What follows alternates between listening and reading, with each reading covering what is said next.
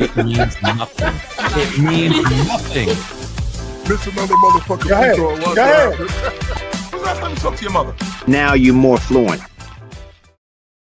Yeah, I changed it up. Listen, I had Tim Hardaway say, now you're more fluent. I had to find a way to put it in, but the timing couldn't have been worse. It couldn't have been worse. Well, because at our old intro, which I could play later, like our old intro had somebody else doing the now you're more fluent. Right. You know her. I do know her. I know her. Mm-hmm. But I want to play this first. Rule maker, rule breaker, purchase in the newspaper, causing attention just like a new waker. Introduce myself as fate, style is rude, smile is cool, delivery smooth, artillery cause I'm a lyricist too. What happened to street hop? Chilling on the corner just waiting to beatbox. Move maker, rule breaker. Do you know who that is? I do know who that is.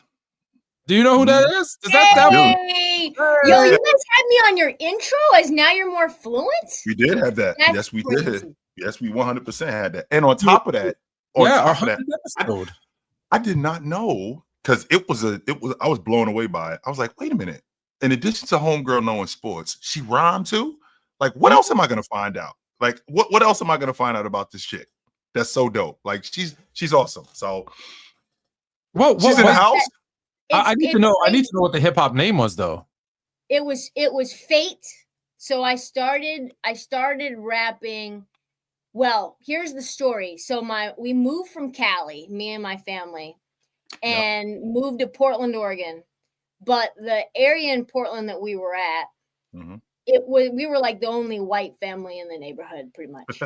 And the neighborhood school that was the high school, my sister's 9 years older. This is 1992, right? So the neighborhood school she goes to, that was right when The Chronic dropped. And that was right when Doggy Style came out. And so I was 6 at that time. And I absolutely loved Ain't Nothing But a G Thing. So I memorized it. I was Snoop. And I had my sister learn Dr. Dre's part. And we rapped it for my mom. All the curse words and everything. Oh, jeez. And I mean, I was 6 and I was an undersized 6. I was like preemie 6, I was probably 3 feet tall, if that. And my mom heard it and we played, did it karaoke style, had mics and all that. My mom was like, don't love the language, but like, this is great. You should do more of this. And she was feeling it. All right. Dope. She was feeling it. And then during summer school, because she had me do summer school every year, she said you could either do a book report or you could write a poem.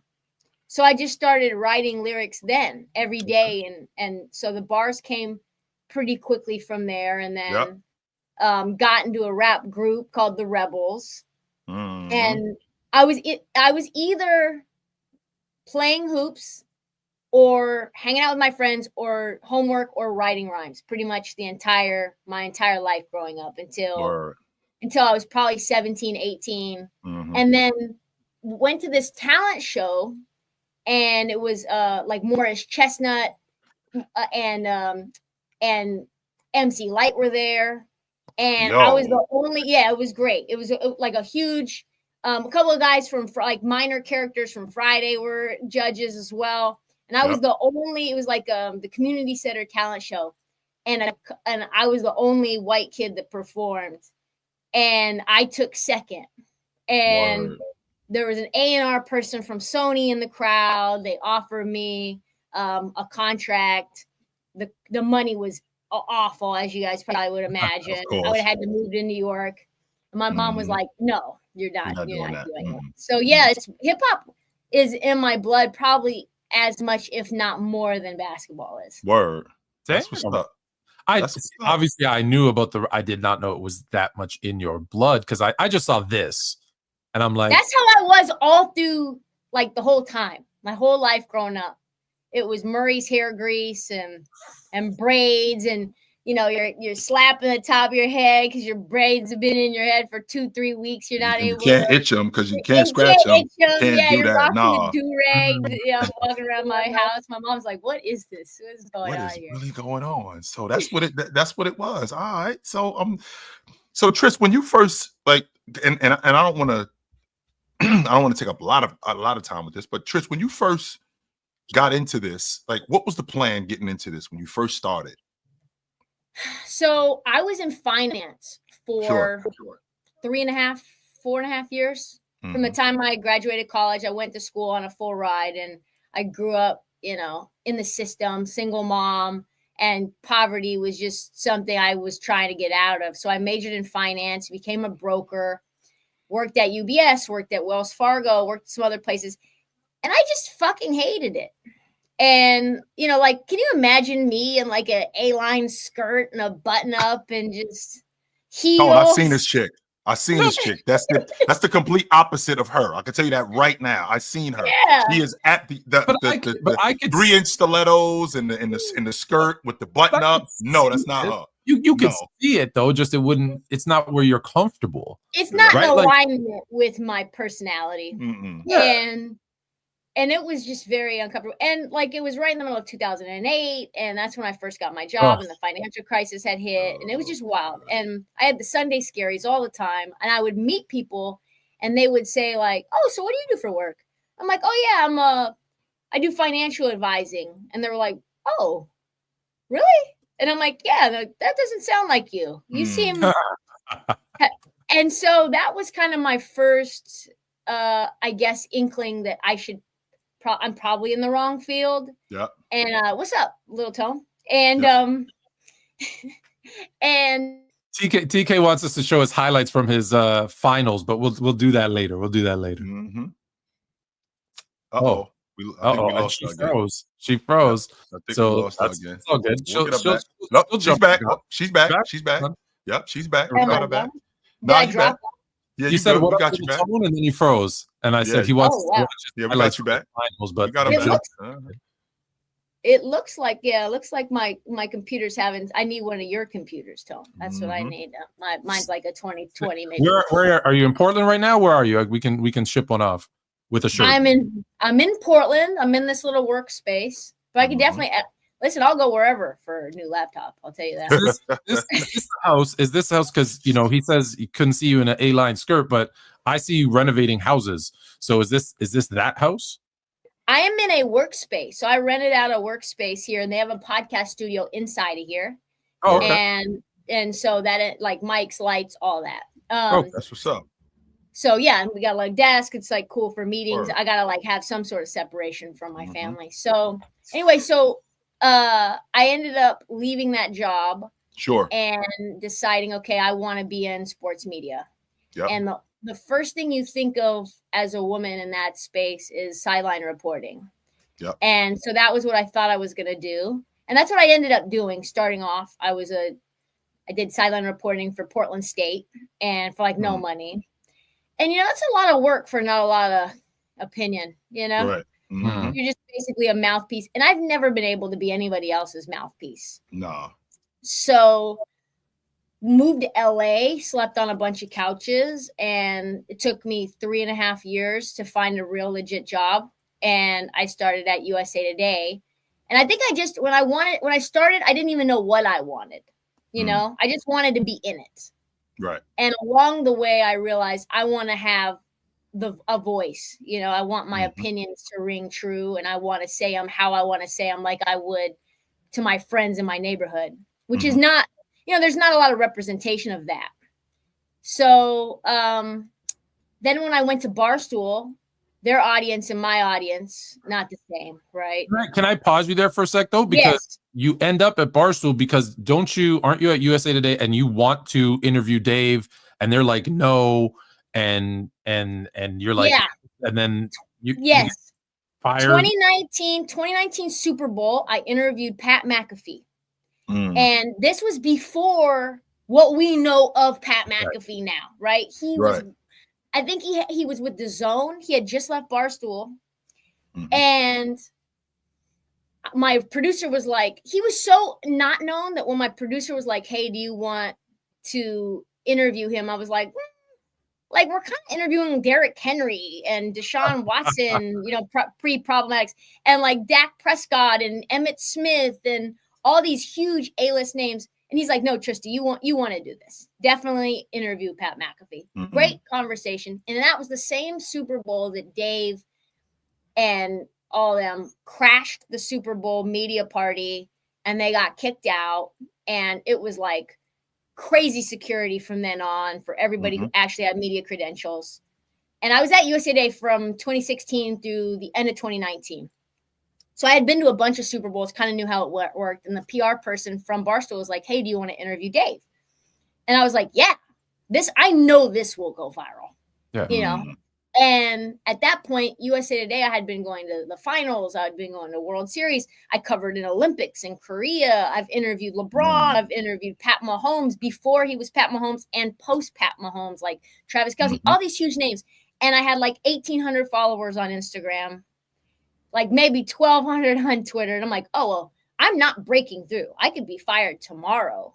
Right. And no one knows who I am, even though I've done all this really cool shit. And like, have the experience to do more and be in a larger platform. And I think as entertainers, you want to do it on the biggest stage you can, right? Like there's just something inside of us where we don't want to have a video that has 500 views. Right. And that was what was happening. And so I kind of was angling to get to Barstool even in early 2019. So this is January or February 2019.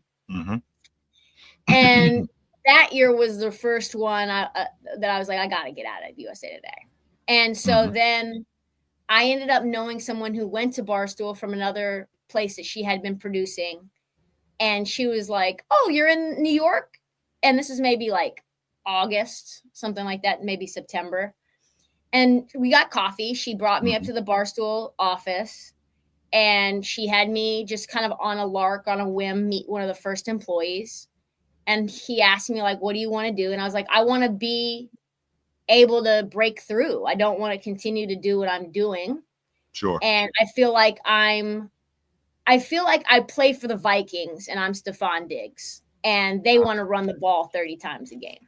You should be throwing me the ball way more than you are. You should be giving me the pill. And I'm elite. I'm not a good wide receiver. I'm an elite wide receiver. And if I was playing somewhere else, they would know that. I can get that. Yeah.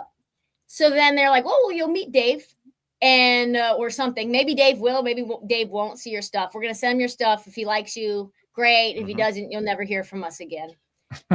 And so I covered the World Series. And right in the middle of the World Series, I get a text from that same producer. And she's like, Dave wants to meet you. When can you meet?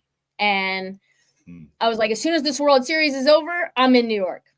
And so I'm thinking I'm going to meet him, like have lunch, you know?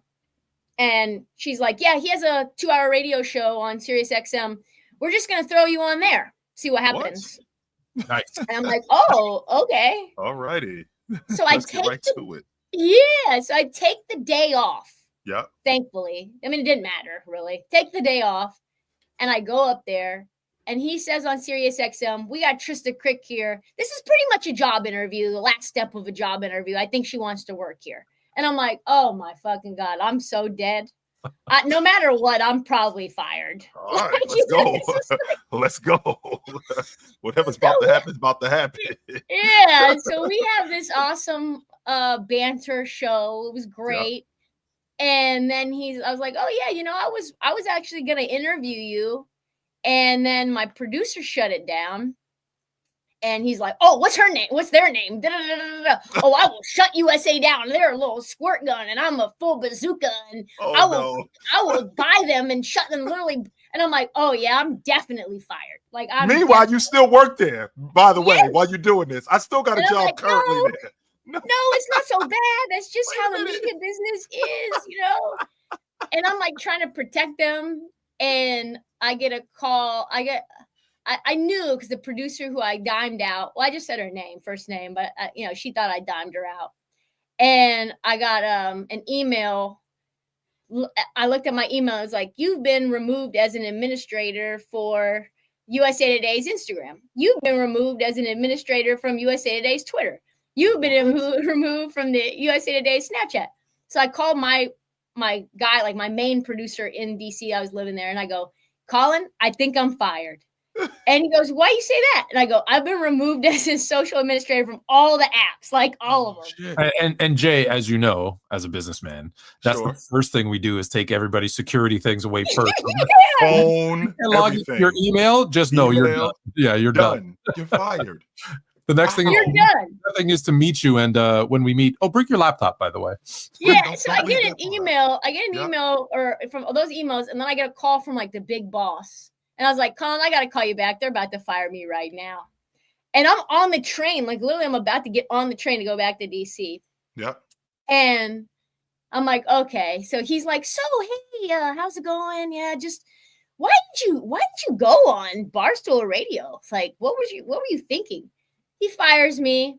And I'm like sick. I'm like, okay, well, what's going to happen? I don't know if I'm going to get hired at Barstool. I don't know if they want me there. Right. And I called the woman. Question though, can I pause you there and ask you a question? So is there something in your contract that would have prohibited you from going on that show?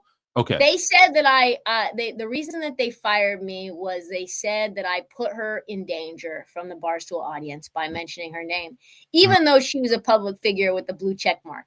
Right. So then they said, oh, well, we're going to give you like a severance, but you need to sign this non-disclosure, non-disparagement agreement for like forever. And I was like, oh no, I'm going to disparage you guys like tomorrow. Yeah, hell yeah. 100%. Yeah, 100%. I'm not signing any NDA. What? And Trysta, this is why I and Tone and I go at this, because this is why I hate corporate America, because I'm 100% confident that on that interview, if you said this woman's name and they said, oh yeah, I know her, she's great, everything is great, this would have turned into something completely different. Because he said what he said, now all of a sudden, wait a minute, we're being disparaged, and this interview that you're doing is jeopardizing the company. Give me a break. This is why which I had no control over. I didn't know which way it was going to go. By the way, it wasn't like you just got there. Right. Yeah. So when I got to Barstool, I realized pretty quickly, as someone who grew up in the Black community, oh yeah, this is not like they're allowed to cuss and they're not journalists, but this is a whole different thing. This is, they don't like anything about how I'm moving. They don't like anything about what I'm saying. And so I realized, okay, I have to be able to learn how to build my own audience. Yep. And have the people who rock with me and find them and them find me. Yep. And that was right around the pandemic. And that was kind of when we all started creating stuff on TikTok individually. And then I started a podcast, and that was just all designed to promote the podcast, which was called This League at that time, because, you know, I thought that was the only way to get subscribers and, you know, downloads. Right. And then started on the green screen videos, which I think I was probably one of the first NBA or sports content creators doing green screen. And then the growth took off. And so then I was like, oh, wow, content creation. This is the kind of content creation you can actually reach the people with. Right. And on top of that, it's because it's you too. Like, there's nobody in the background telling you what you should say, what you shouldn't say. There's nobody in the background basically pulling strings for you. I mean, I vividly remember stitching one of your videos, one of the first videos that I've had that went viral, where you said, what is something that NBA fans, delusional NBA fans, cannot accept, but it's 100% fact?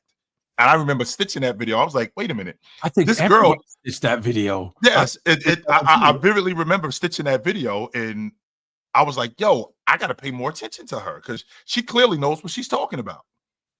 Yeah. And what was crazy is that I don't know if you guys are following Stephen A. Smith's nephew, Josh. Yeah. He's super funny. He's on Stephen A. Smith's show.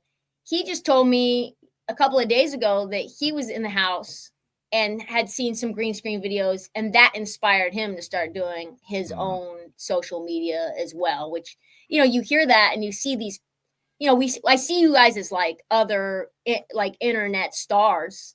And I'm like, this is just cool that we're all in the ecosystem to create stuff together. it's crazy to me because when you and I first spoke and you were like, and I said, hey, we're having our 100th episode. Be great if you like said whatever.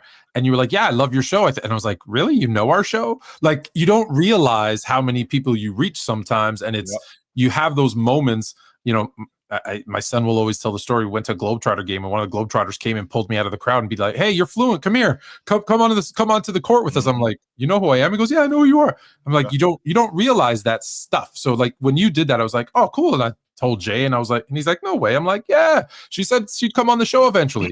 Fast forward 5 years here. Well, they had me locked up in prison from like 7 p.m. Eastern to 11 p.m. Eastern for 3 years in a basement, which, now I'm to the point where I can set my own schedule, which is amazing. Oh, quick side note, just so you guys know, Peyton Pritchard just won Sixth Man of the Year. Congrats to him. Congrats to him. Well deserved on a roster that really needs some help there. Yeah. In Boston. Super impactful Peyton Pritchard, Sixth Man of the Year. Just want to put that out there. But anyway, back to Trysta. So here we are today in 2025, and we're our own brand, so to speak. We're our own brand, we're our own content creators. Where is this taking you, and how much of this is different from what you were doing in the past? Oh, I think it's so different. I think, well, the number one example is probably last April. I'm sitting on the couch talking to a friend on the phone and I get a DM and I'm like, is this real? And it's like I don't even know what it says, but it just says Mr. Cameron. And I'm like, what? And the DM and I'm like, this can't be the Cameron, could it? Not that dude. No, not him. Look at it, and it's him, 3-point-something million. And it's like, yo, love your content. You're so funny. You're fire. Let's talk business. And when we met, and as a hip hop fan, I had him on my wall, right? And Mace, like the No Way Out tour in 1997 was the first concert I ever went to, and it was Lil' Kim, The Lox, Black Rob, 112, Mace, Diddy, the whole Bad Boy crew. The whole Bad Boy crew, except for Biggie, rest in peace. Yeah. And Mace was like my guy. I was following him. So for him and Mace to be together and me have their pictures on my wall, and for him to be like, yo, I'd love to meet you. Here's my number. I'd like to talk about stuff. And that to manifest to be on their show, guest hosting, and it to be a place where I can unapologetically be me. Yep. In a place where for so long I never felt like that was possible, all because of the internet. He was like, yo, you're kind of like more edgy than us. Like you say stuff, we're kind of like, I don't really want to say that. So I think that's been great to be able to cultivate an audience that is exactly who I want that to be, right? And you can't do that any other place but to make the content yourself. And that, that takes you all kinds of places. I became, I got sent to the Summer League a lot, and I became really close with Jerry West, and I had a bunch of great stories and lunches and dinners with him. So it's kind of been like, you don't really day to day feel it until you look back and you're like, wow, this has been a hell of a ride. Right. That was going on. Yeah. And I do listen. I want to talk about the NBA playoffs, and I know that for time wise, but I do have to ask one quick other thing before we get into the NBA playoffs. And it's important because the playoffs have been phenomenal already. Phenomenal. But one of the other things you did that caught my attention was you were creating a thought protection program. And I want to know your thoughts on Shannon Sharp, because I don't think he got the memo. And unfortunately, you didn't have a chance to protect him. When will they stop messing with these IG and OF people? I don't understand, but it's crazy because what did Charlie Sheen say? They say Charlie Sheen, was it him? He was like, we don't pay him to come over, we pay him to leave. Yes. That was what's it called? That was if I'm not mistaken, that was in the Four Brothers. You don't pay a hoe to F. You pay her to leave. Yep. 100%. And I think that's kind of what's going on, is just like, I call them cotton candy buckets that Trae Young has and LaMelo Ball has, and like these are cotton candy jump offs, right? Like Mhm. these are not situations where you're thinking about anything past the bedroom. And that's like fine. I don't have any problems with that. But there's a million avenues. You can do that at the Whole Foods, you know.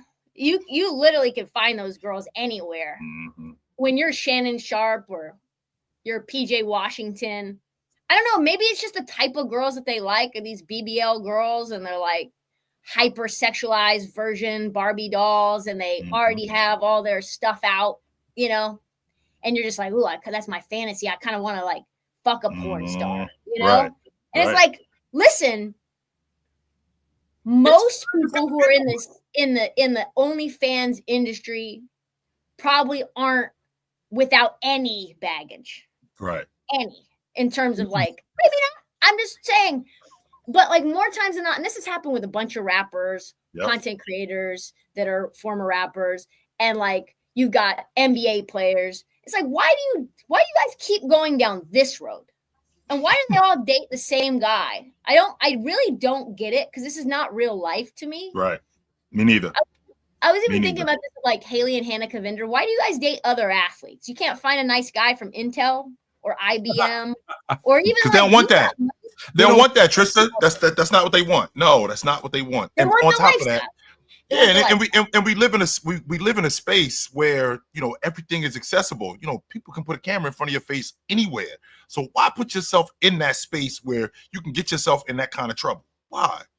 Well, and clearly, you know, Shannon's got, I don't know, the tape was damning, but clearly he's got some kinks that are aggressive kinks. Mm-hmm. And that's fine too, because I'm not kink shaming, but you're putting yourself in danger if everything's not completely buttoned up, sealed up.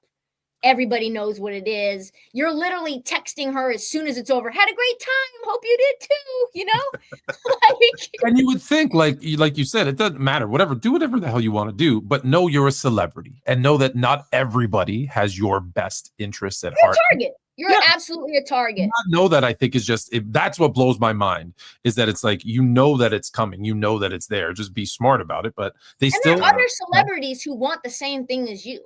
Yeah. Yes. You don't think Glorilla? I don't know what Glorilla wants, but you don't think Glorilla? There's girls that he's interviewed that were kind of like into him. You can't just do that.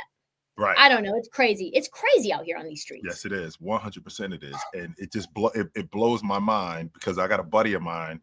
He calls these guys him, Zion, Ja Morant, even Jordan. They all call country bumpkins, right? So they don't really they don't really know exactly what it is until you get them in front of the camera. But I'm thinking to myself, all right, yo, there's certain places now when I reach a certain level of quote unquote celebrity, there's certain things that I can't do.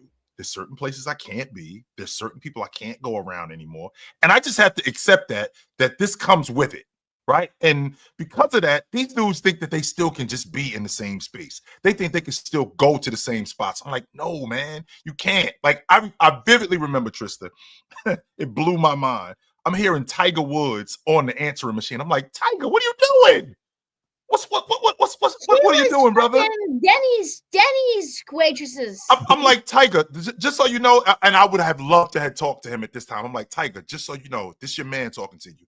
The chick at the Waffle House, she does not get the privilege of coming to your house. No, she does not. No, the chick at the Waffle House, she would have done you in the parking lot. No, she don't have to come. No, she don't get to come to the house. Are you crazy? No, that's not the way that works, brother. No shade to the Waffle House girl. No, you know, because maybe she's just putting her way through, you know, she's just working at the Waffle House. She's like pre-med, but largely that's not the case, right? Like those are not the stories where it's a nice young woman who's just trying to make her way in the world. And like, she's got ambition and other things going on. Yep. There's always some extra shit going on. And I think you kind of know, you give people like one or two chances, like, oh yeah, this person's on some bullshit, right? Mm-hmm. Like, can I wear your clothes? Like somebody was telling me that a friend, like a cuddy buddy came over after they were hooking up, and she just stayed for like 3 days. She just didn't leave, didn't go home. And then like put on the guy's pants and wore the pants to dinner. And I'm like, how did you No, you gotta go next. No. Like, what are we doing? No, you need to get one of those. You need to get one of those Family Guy. Quagmire has this little barrel that and he rolls them out the front door and they dumps them out into an Uber. Like, what was it? Yeah, like an electronic A-Rod and then trap door that goes right to the Uber exit. You get their A-Rod care basket, right, with the autograph ball, whatever. Okay, and a jersey, off you go. Like, yeah, that's all I'm saying. That's all I'm saying. All right, let's move to some basketball. There's a lot. Okay, let's start with my guys because I know you hate them and I love them. So we're gonna start there. As I see the Kobe photo in the picture in the background. Oh, did you all get your did Clutch all send you the bribe yet? I got no. Oh, they want me to say you nice didn't have stuff. to buy that? No, they said that Clutch sent it to me to say nice things about LeBron. FYI, it's not going to happen. Is this a must win for the Lakers? And by the way, Trysta, before you answer this question, just so you know, you're talking to a spoiled, rotten Laker fan. By the way, you're not talking to a Laker fan. You're talking to the kid that doesn't have, unless he has the latest BMW, the latest Mercedes, the latest shoes. That's what I'm dealing with every day with this right here. Like if the Lakers don't win the NBA championship every year, Trysta. My first memory is Magic taking the jump and winning us an NBA title in his rookie season. Of course, I'm going to be a Magic and a Laker fan. Please, every day. Like, are they in a must-win situation?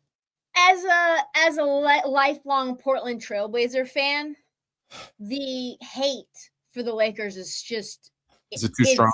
It's just so strong in me. On a scale from 1 to 10, Trysta, 10 being like I can't stand the sight of them to 1 like they're tolerable. What's the level of hate for you? 9, 7. My mom used to circle.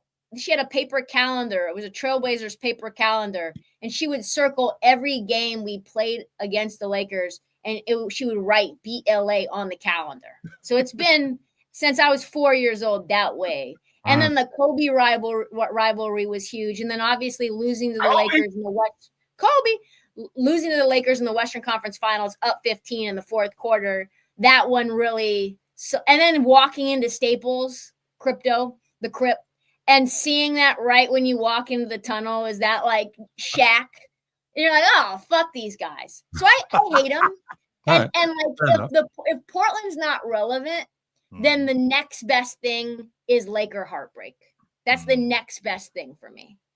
So to see Luka go to this team when they were dead, they were in the ground, like it was over. You had nothing. You had like barely any picks. LeBron's on his last leg. Anthony Davis's skin of paper, bones of glass. You've got JJ Redick, who I'm like okay on. You're like you can't rely on Austin Reeves and Rui Hachimura. You're just dead. For the next, Rob Pelinka's on the way out. Hot water. You had Linda Rambis running this goddamn place. What are we doing? And you're like, yeah. And then the unthinkable happens, and you're like, well, how do they keep doing it? How do they keep doing it? With Kareem? Trysta, I called this guy at, because first of all, I thought it was a hoax. I wanted to be clear about that. 12:30. I called him at 12:30 at night. I never call him late, but I called him like 3 times. He didn't pick the phone up neither. I called him like 3 times, and I'm screaming in the phone. Answer the goddamn phone. Luka just got traded to the Lakers. We traded for Luka. I woke up and it was real. Literally. And I'm screaming in the phone. Answer the goddamn phone, Tone. Luka just got traded to the Lakers. He's like, no, I'm not answering the phone. And I talked to him the next day, and he's like, Jay, is this real? 100%. I still didn't believe it. Yeah, that's true. 100% it's real. But the fact that it added to their timeline for another decade is just sick. Yeah. Just disgusting. So yeah, I mean, this is a real team. You don't have a center. You tried to figure out a way to get Mark Williams, and then didn't believe that he was healthy enough to make that trade. I still hate that they didn't just let that go through. Yeah, and like, what do you care about Dalton Connect, really? Yeah, who cares? He's doing absolutely nothing. But I just think they're just too small. Yeah, it's a must-win game, but you got Naz Reid right there. You got Rudy Gobert there. You got Ant being able to penetrate and get into the lane and do whatever he wants inside. And the way that they can play the Lakers defensively, I really like the way that Chris Finch is putting Mike Conley's old ass on Rui Hachimura. And it's like, we don't believe you. Like, you need more people. And then put all the dogs on Austin Reeves, Luka, and LeBron. It's just a bad matchup for the Lakers. It really is. I thought Denver was our bad matchup, Jay. You told me if we avoid Denver, we'll be fine. And Which was the case when you had Anthony Davis, because I don't know what it was about Anthony Davis and Joker, but that just didn't work. I don't feel as much like that today, but to go back to what you just said, Trysta, is this a must-win for Minnesota? No, I'm not Minnesota, the Lakers. No, I don't think it's a must-win for them. And the reason why I don't think it's a must-win for them, because I just saw about a year ago to the day, I saw the Minnesota Timberwolves go into Denver and beat them twice. I thought that series was over. We're not coming back to Denver. Did we not have a 7-game series in that? We did. We 100% and in game 7, Jay, and in game 7, Jay, if I remember correctly, the Minnesota Timberwolves were down 15 in the fourth quarter. You were up 20. Yeah, up 20. Mm-hmm. So Denver was up 20 on the Timberwolves in game 7 in the end of the third. In the third, they're up 20. That series should have been over. This isn't that team. I don't think the Lakers can come back from going down 0-2 at home. Well, they don't have the horses. They're just a little older. They have to win this game. The difference here, Tone, with this Laker team and with what's going on with Minnesota, I've canceled out Luka. I've always felt like this, Trysta, that stars are going to be stars. So like you talked about with the Lakers back in the days with the Trailblazers, I always felt like when the Lakers used to see San Antonio in the West Finals, I'm canceling out Tim Duncan and Shaq. Whatever Tim Duncan does, Shaq's going to do that too. So I'm canceling out Luka's production, and that's just going to happen. That's going to happen. Okay, so who do we have to slow down? We got to take Austin Reeves out of this whole thing, because Austin Reeves can't be the guy that's going 22, 25 a game. We got no shot at that's going on. None whatsoever. Zero. And I think that they've done a good job of neutralizing him early. And now, can that continue? We're going to find out. Yeah, well, Austin Reeves had 16, 3-3. Yep. And I think LeBron needs it. If you're the Lakers, you need more from Bron. That's really it. You need some production. Yes. You need him to go off for 28. Yeah, he has to. He has to. You're right. That's what he has to put up. He has to be efficient, and he has to facilitate. And yes, he's 50 years old, but too bad. But also, you had three Timberwolves go off for 20 or more. Yeah, right. Which probably isn't the norm. But Tone, to your point, okay, Luke, I'm not anticipating Luka going for 37 to 40. That's a lot. But let's just say, for the sake of argument, I get 30 plus from Luka, and I get, to your point, between 25 and 28 from James. All right, that's 55. Where's the other points going to come from? Well, this is why I'm thinking about taking Austin Reeves completely out of this series, and that's where Anthony Edwards comes in. Anthony Edwards is going to slow him down, and with Anthony Edwards slowing him down, if McDaniels can handle James to the point where, like, what he has is sustainable for us to match that. Like, we can't have Luka going for 35 and James going for 34 every game. No, we can't have that. No, but you need 20 something out of Reeves, and you need something out of your bench. I think the bench put up like 13 points, and let's be honest, most of those were, and it was a 20-point loss at the end. It didn't matter. You had 3 points out of DFS. You had 3 points out of Gabe Vincent, 2 for Vando, and 1 for Jackson Hayes. Yeah, you need something off the bench, but you're gonna need 70-something points from Luka, LeBron, and Reeves, if not 80. Like, that's where the scoring is going to come from. I mean, if it doesn't, it's going to be a very short series. It'd be a bloodbath. What's that? You'd love that? It's a bloodbath. Oh, it's a bloodbath. Tone, I also love that. I feel like, and that rhymes too, by the way. I feel like the longer this series lasts, the more I like the Lakers. And I know that sounds crazy with a 40-year-old James, but I'm not betting against James in game 7. I'm not doing it. So if Minnesota's going to get rid of these guys, they got to do it fast. They got to do it in 4 or 5 games, because the longer this series lasts, the less I like them offensively. It reminds me of the narrative, and it's a different team. Yep. So it's a totally different team. But remember last year, everyone was like, well, Phoenix is rolling right now. Like, how is it going to go with Phoenix and Minnesota? Mm-hmm. And you got KD's Edwards' favorite player, and it was like light work. It was just mopped they did not have it. Just mopped them right out of it. Yeah, mopped them up. And I think that's what Minnesota has to do, because you can't give any daylight to 2 of the most ruthless killers in the league. What kind of conversation are we having, guys, if James mops if not James, I'm sorry, if Ant mops KD out the playoffs and then mops James out the playoffs the next year, what kind of conversation are we having? I let me change the question because, as you know, KD isn't acceptable to me because sure, I know how you feel about him, Tom. He's not as good as y'all think he is. But it would be Luka that he mops out of the floor this year. Tone doesn't think he's a superstar, by the way. Yeah, Tone doesn't think he's a superstar. KD is very much overrated. But wait. Let me stop you really fast. I have to ask this. How many rings does Golden State have without Kevin Durant on those teams? Without Kevin Durant on those teams, they still get one of the two. No, like they have one period. No, they already had one. Yeah, that's where it would stay. No, because then they won the one after him. And yes. Tristan's like, we're not getting there. Because that crew is not staying together. That's why we're not getting there. Yeah, absolutely they are. We're not getting there. They're getting one of those two. They're getting one of those two, even without KD. In fact, I'm probably thinking the one that they didn't get when KD got hurt and they lost to, and he was out of the playoffs, and then Clay gets lose to Toronto. They actually win that one because their team is a different construction. Don't forget, to bring in KD, they had to drop off some of those people. Oh, Harrison Barnes. They always get rid of these role players, and people, you know how important role players are when we really look at basketball. Their importance. When you dump off everybody off your bench, you lose something. Yes, you gain something with KD, but I still think they win at least one. So they have 3 instead of 4. So I don't think the person most is KD because he has 0. I'm in the minority. I'm right? in the minority, Tristan. Just remember, if KD doesn't go, he has 0. I'm right with you, Jay. Like they get the one where you had no Kevin Love and you had no Kyrie. Yeah. And that's it. Because James Dolan, that whole crew, Bob Myers and them. Mm-hmm.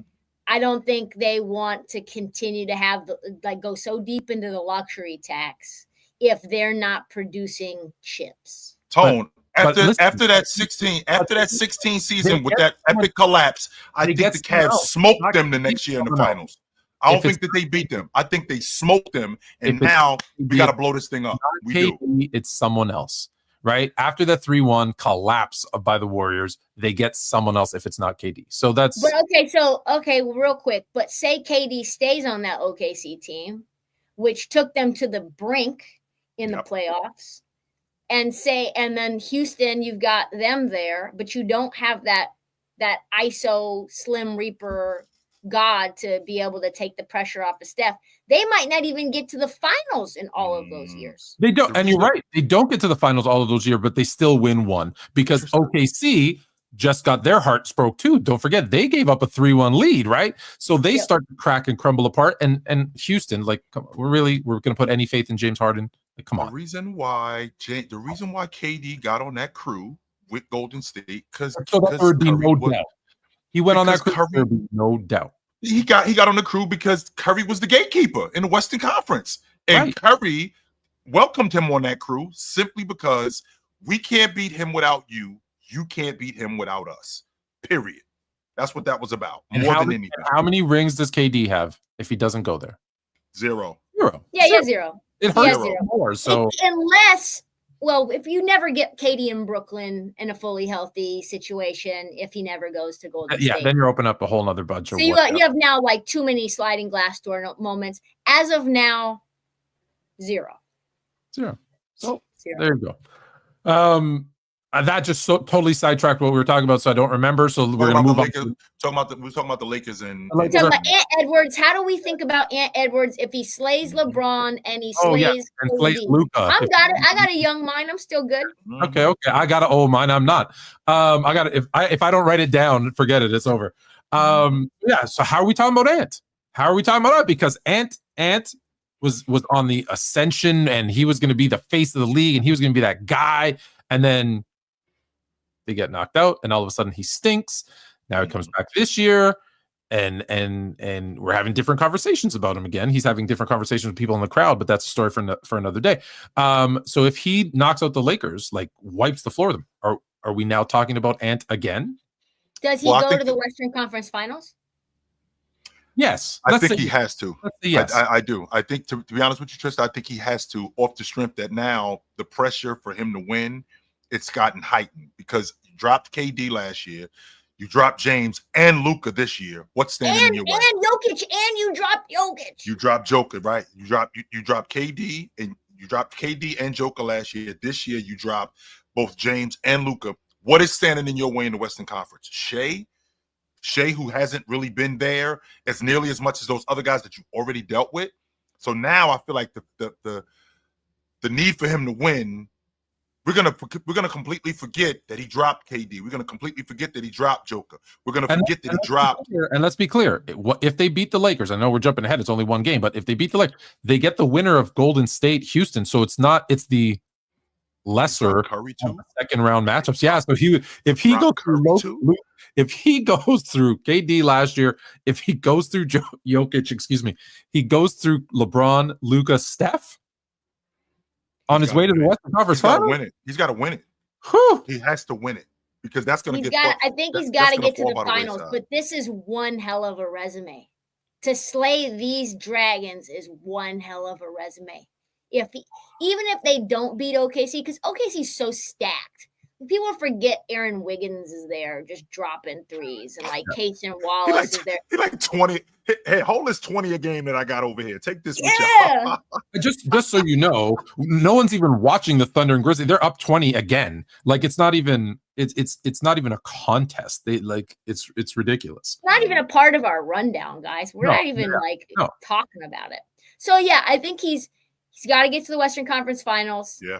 And I think then he's got to have at least one finals appearance in the next 2 years. But then you say, okay, I can get past you saying your meat's bigger than this fans and that you don't want to pay child support. Forget that. Yeah, we'll forget that. Yeah, it's fine. Yeah. We'll forgive that. We'll forget but that. But if he loses, we don't. If he loses, we don't. We have Tone, we already know. You and I have had this conversation, and I hate to bring this up, but you and I have had this conversation of what winning does. Winning gives people amnesia. But if you win, winning gives people amnesia. We forget a lot of stuff that happens when you win. So, I mean, for Anthony Edwards to do that, he's clearly gonna have to go deep into the playoffs and possibly win it. Yes, that's there's no doubt about that. But I will tell you, you just brought up something interesting, Trysta, because we are going to transition it. I know you got to move really quickly, but no, I'm good. I'm good. We can keep going. This Memphis Oklahoma City series. There's 3 series that I feel like: Memphis, Oklahoma City, Orlando, and Miami. I'm sorry, Orlando and Boston, and Miami and Cleveland. Those teams shouldn't get a game. They should not get a game, even though Jason Tatum's got a bruised bone in his hand. They still shouldn't get These teams shouldn't get a game in this series. But I will say this: Memphis, Oklahoma City, this next game, like, we can't lose by 50 and then come out and get blown out again. There has to be a fight. Something's got to go on. They can't just get smoked. Again, but I'd say the only one that I disagree with is the Celtics, because they will, even though I know they always do. That's what they always do. Yeah, they'll give one up because they'll just shoot 15% from free. They'll shoot 75 threes and they'll lose a stupid game and it'll be 5 and no one will be worried about it. But yes, that's the only one where the Celtics they'll find a way to give one. But that should have been game 1. Banchero played fantastic. Brown and Tatum played ass. And they still won by 17 or whatever the heck they wanted. Like, that should have been the game, but yes, there you go. To your point about Aaron Wiggins, I mean, you got a dude and it's a luxury to have a guy in Derek White. Hey, hold his 30. I know that you guys, you're kind of struggling right now. I got 30 for you. You good? You'll be fine. I mean, I think this Celtics team is such a well-oiled machine when they're healthy, and this is the first time that we've seen them in the playoffs healthy. Even though Jason Tatum's got a bone bruise in his hand, he says he's day-to-day, and I think that he'll play. But this is one of the few times that we've seen them actually healthy and firing on all cylinders. I really don't see anybody beating them 4 times in a week. I just don't. Listen, when a man tells you they're going to repeat, I know it's a lazy take, but this team is just so skilled. I think the biggest thing for me has always been when the pressure gets heightened and you get to clutch time, what does this team do? Do they revert to ISO selfish basketball and take a bunch of contested step back threes? Or do you see that beautiful game motion offense, kind of pick your poison And then if you have to have a guy go ISO, it's Jason Tatum putting his shoulder into you and getting to the rim. Because when Jason Tatum decides he's going to the rim, there's nothing Boston's unstoppable. Right. Yeah. And to add to that point, I think that is when people say stuff like, like you just mentioned, like it's lazy. Like, yeah, we are stating the obvious. And the reason why we're stating the obvious is because they're that good. That's why we're stating the obvious. If you look at this team, they don't have many flaws, right? Okay, our offense in terms of the three ball, because they get to the rim less than anybody in the league. Nobody else gets to nobody gets to the rim the least than they do. Nobody else does. But with that being said, we can get to the rim. Let's be clear about that. We will get to the rim. Like whenever they want, they can get to the rim. Right. That's the problem. And on top of that, our defense is elite. We're one of the few teams in the league that's top 5 in the NBA in offense and defense. So if we can't get our offense going, we can win games on defense because we have that kind of personnel to do that. We're not one of these teams that we're just a long ball shooting team, and if the long ball isn't going, we just are completely out of it. No, we can speed the game up. We can get our transition game going. We can go to Porzingis in the mid post because they're so good at screening, and because they're so good at screening, they force switches. So you have guys like KCP switched on to Porzingis, and that's this. And there's really nothing that you can do with it. So I feel like this team is such a good team in every aspect that I'm having a difficult time just seeing somebody beat them 4 times in a week. Really, someone's gonna try to make a hot take, but it's just you're gonna be wrong. Like just because you want to go against them, but so what? You're wrong. It's like, oh, you want to like just say something because you're potting. And then in terms of OKC, and I really want to see this be the finals. I'm really excited just to see these two teams match up. But OKC kind of reminds me, I don't know if you guys watch much college men's basketball, but they kind of remind me of the Houston Cougars in the sense that like the Houston Cougars were a top 5 3-point shooting team last year. Yep. But you knew in your heart, because we've watched a lot of Kelvin Sampson teams, you knew that when it became like NCAA March Madness, they're not going to shoot 40% from 3. We know that, right? Yep. We know that you're going to have a hard time getting buckets from deep. Yep. And that's what I think about OKC. OKC can have the best 3-point percentage in the NBA. But do I really believe in Shea's 3-point shot? Do I really believe in Lou Dort's 3-point shot? No, I don't. And I don't believe in any of these role players, including Aaron Wiggins, to be able to hit a million corner threes to keep up with the onslaught of threes that you're going to get against Boston. Well, here's the thing, too. That's the problem. It works against everybody else. Yes. It's not going to work against Boston because they blitz you with so many that it's just, before you know it, you're down 12 and you're like, no, we were just up 5. What the hell happened? And Oklahoma City isn't a superior 3-point shooting team. I mean, I think that they're 14. I think they're average at best in terms of 3 points. A lot of their stuff comes, like I was talking about with Boston. They speed the game up because they're so good defensively, right? And in addition to them being so good defensively, they get a lot of action with Chet in the mid post. They get a lot of action with SGA, who won't allow you to slow them down. But to your point, Trysta, SGA was not very good in game 1. In fact, they went on a 26-2 run in that first half. I would have sat Chet. I might have sat SGA for the rest of the game because they were rolling without him. They were straight rolling without him. But I don't want to screw around with his confidence. I want to keep him engaged and I want to keep him on the floor. But you're not the first person to tell me that I'm not overwhelmed by OKC. I think the difference with them is very much how I feel about Cleveland. I don't think J-Dub is there yet. I don't. I can see it. I can see it coming, but I don't think that he's there yet. That thing that you're going to need when we get deep into the playoffs, he doesn't have it yet. Just like I feel like Mobley doesn't have it yet. To your point, Shea's 5 of 15 today, 2 of 6 from 3. Garbage. But they're still up 15. Yeah. Right. So it's. Yeah. And I'm a psychological basketball fan too. Like the analytics and the way that they scheme, X's and O's, all that stuff is important. But to me, the psychology of the game is even more important as like the X factor. And for J-Dub just doesn't have that extra gear when the lights are the brightest. He can get you 25 or 30 in February on a Wednesday. But what is he going to do when he's playing up against the big dogs and you need him to get you 25? I don't know that he's same thing. Those two things. Yeah, they're not the same environments. And so I love J-Dub and I think he's an awesome player, but he's just not that player yet.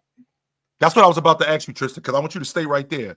Is he not that? Is he just a flawed player who isn't there yet, or is this who he is? I think it's a mentality thing because he just goes cold when you need him. And thankfully, there's so many guys on this team that can do other things, right? I think Chet is closer to being that guy than J-Dub is. That's not anything for you. It's just an alarm. Sure. So I think Chet's closer to being there than J-Dub's there. What gives you the idea of Chet? Because when I think about J-Dub, I think about the defender that he is. Chet's also a great defender too. I'm not going to argue that point. I do think Chet, in terms of his versatility, I think he's the difference. But what do you think separates both Chet and J-Dub in terms of them getting to that next level? I think Chet is a wolf. I think he is a hyper competitive guy who's got this urge to just like step on your throat. And you can see that when he goes up against Victor Wembanyama, it's just like I want to destroy you. And that's like always been who Chet has been, even at Gonzaga. And people who have been around him are like, he's one of the most hyper competitive dudes you've ever seen. He's got that dog in him. Like you can tell he grew up around the culture. Like, and he was skinny as shit. So he had to be super tough. And he was like the white kid. And J-Dub is like kind of prim and proper. Like J-Dub, I don't know. You guys saw him in college. He's got the dangly earring. He's got the little like one braid and the puka shell. Like I don't trust that guy with the one puka shell. You know? Like I trust the guy that looks like he's from Transylvania. My damn remember too, Trysta, I can appreciate the quote unquote wolf in Chet and the way he goes up against Victor Wembanyama. There's a reason for that though. The reason for that is Vic looks at him like, why is this guy in front of me? I'm better than him. And Chet looks at Vic like, you really think you that much better than me? I don't think so. Show it to me. I think he brings that dog out of him. Now, with J-Dub. But if he can find a way to bring that out night in and night out, not just against Vic. Right. I think I think we'll be looking at something different. No doubt about that. I just don't think everybody talks about how good Oklahoma City is. I just don't think J-Dub is there yet. And Tone can attest to this. I'm one of those people. I always felt like by year 5 in the NBA, this is probably who you are. Now, what that means, Trysta, is that doesn't mean I'm not going to get better seasons from you. I'm going to get better seasons from you, and you are going to improve. But by year 5, this is what you should expect on a nightly basis. That doesn't mean that in year 7, when we see you averaging 28 and 7, okay, that's not what he is for the next 6 or 7 years. No, I think by year 5, this is what you should expect on a Tuesday. And he'll improve later on because I've seen guys like that. So I feel like there's still some growth with J-Dub. I just don't think he's there yet. And Tone knows how I feel about Mobley. I feel the same way about him. Do you think that's the case with Banchero as well? Yes, 100%. I think Banchero, I think that in year 3, I don't think he's there yet. I think Banchero, just like with and Tone and I had this conversation. I think Anthony Edwards is going to be the league MVP within the next 3 years. He's going to be the best. I think he's going to be the best guard in the game within the next 3 years. Last season, I said 3 to 5 years. I think within the next 3 years, he's going to be the best guard in the game. He's going to be the best. He's going to be the league MVP. Banchero, I think he could play himself into the top 10 at some point in his career. I think he's that. So you don't think he's reached his ceiling in terms of the tools that he gets in the toolbox yet? Neither do I, but I think there's people who are starting to kind of like be like, oh, well, is it too difficult to build a team around him based on his skill set? And like how, because it's not just the type of player that you are. It's like, how versatile are you to build a roster around? Like Dame Lillard, you have to get everything else perfect. Yep. In order to build a championship roster with him as your lead guard.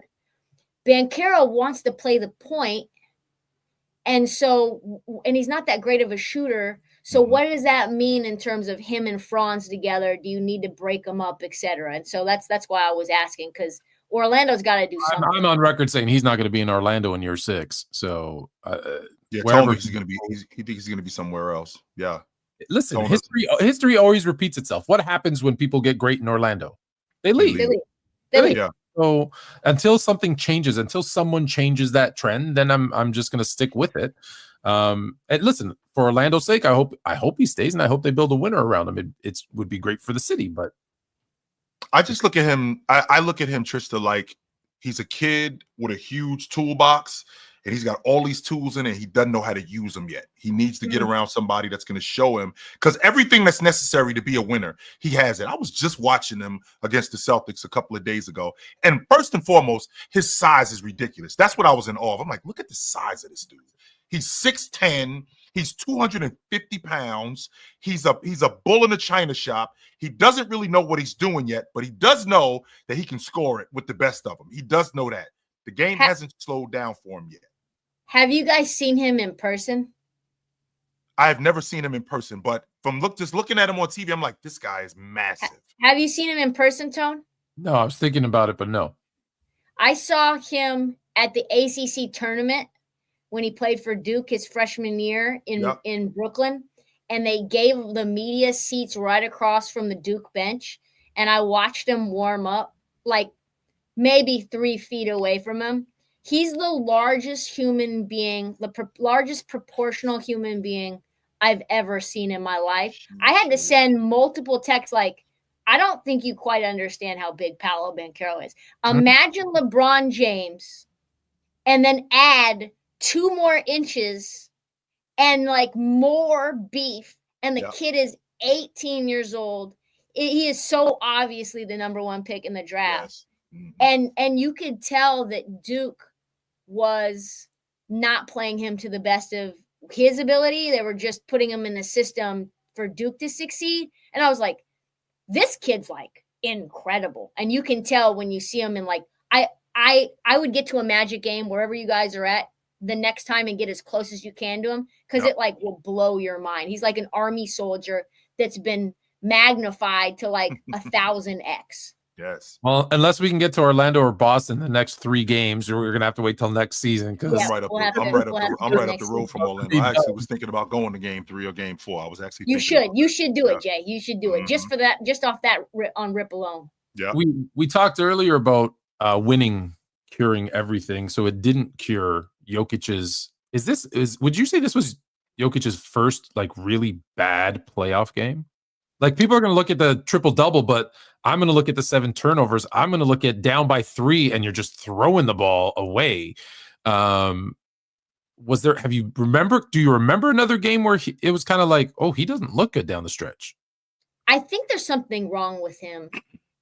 Yeah, and you're right. You're right, because I don't remember a playoff game where they were that close and he didn't deliver. Mm-hmm. They could lose, but he didn't deliver. And the thing that was really intriguing and head-scratching wasn't the turnovers. Those were horrible. He just wasn't seeing where LA was starting to like jump the passing lanes.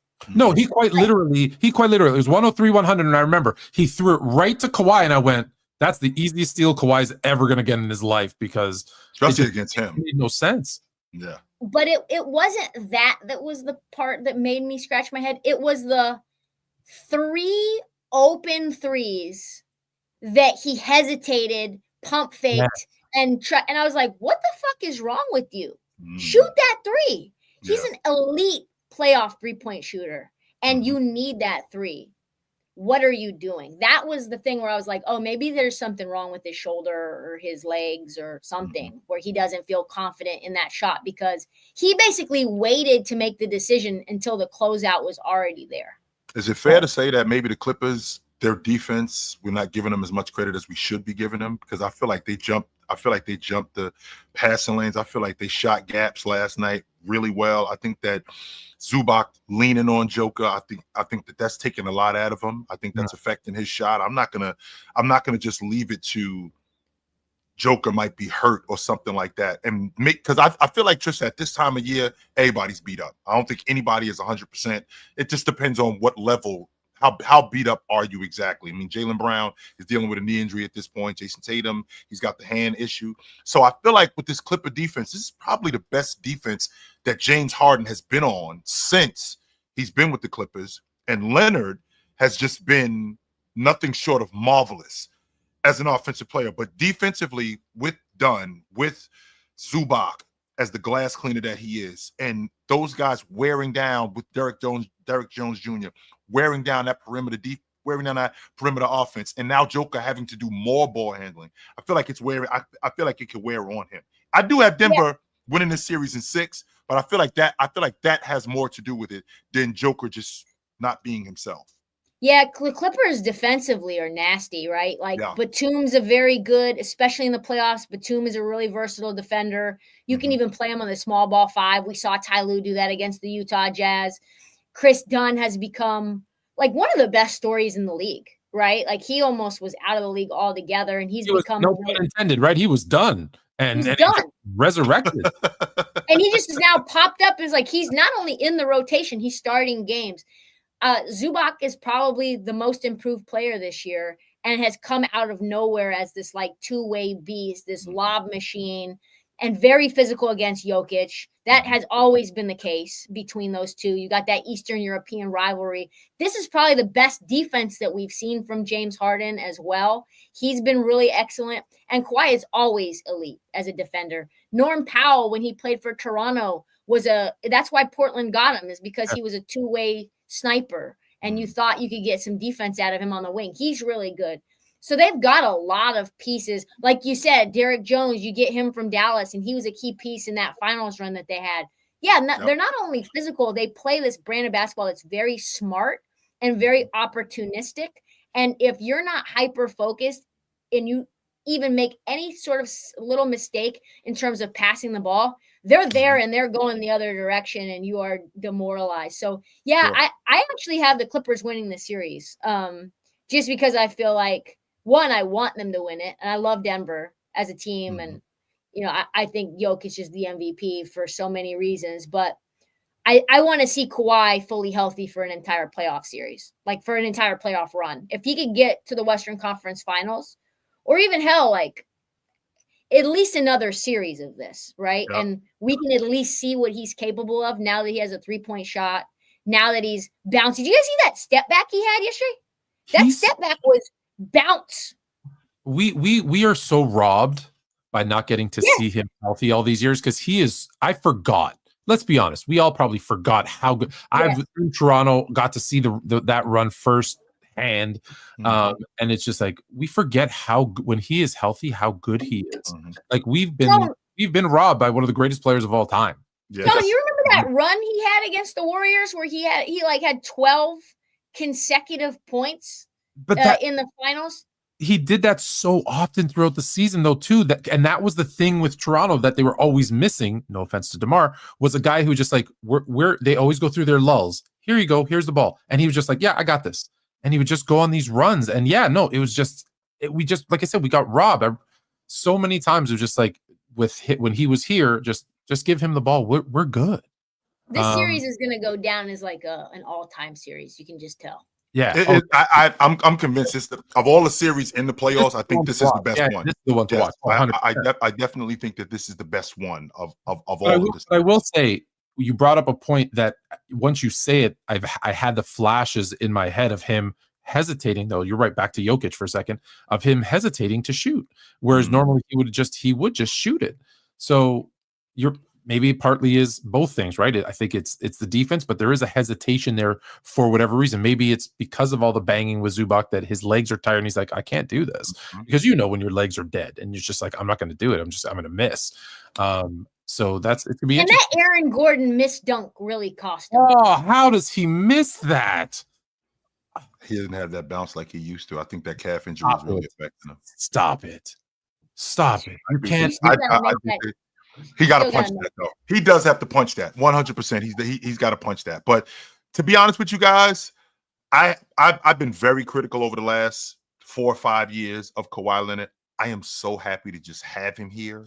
I am. I'm just so happy to just see him in the playoffs and being awesome like he was 4 or 5 years ago when they were competing for the NBA championship and they were in the bubble and he was first team all pro and he was playing at that level. I'm just so happy that he's here. I'm not, to be honest with you, Trysta, I'm not thinking about the Clippers in the Western Conference Finals or them winning the NBA championship. I'm just glad to see him here.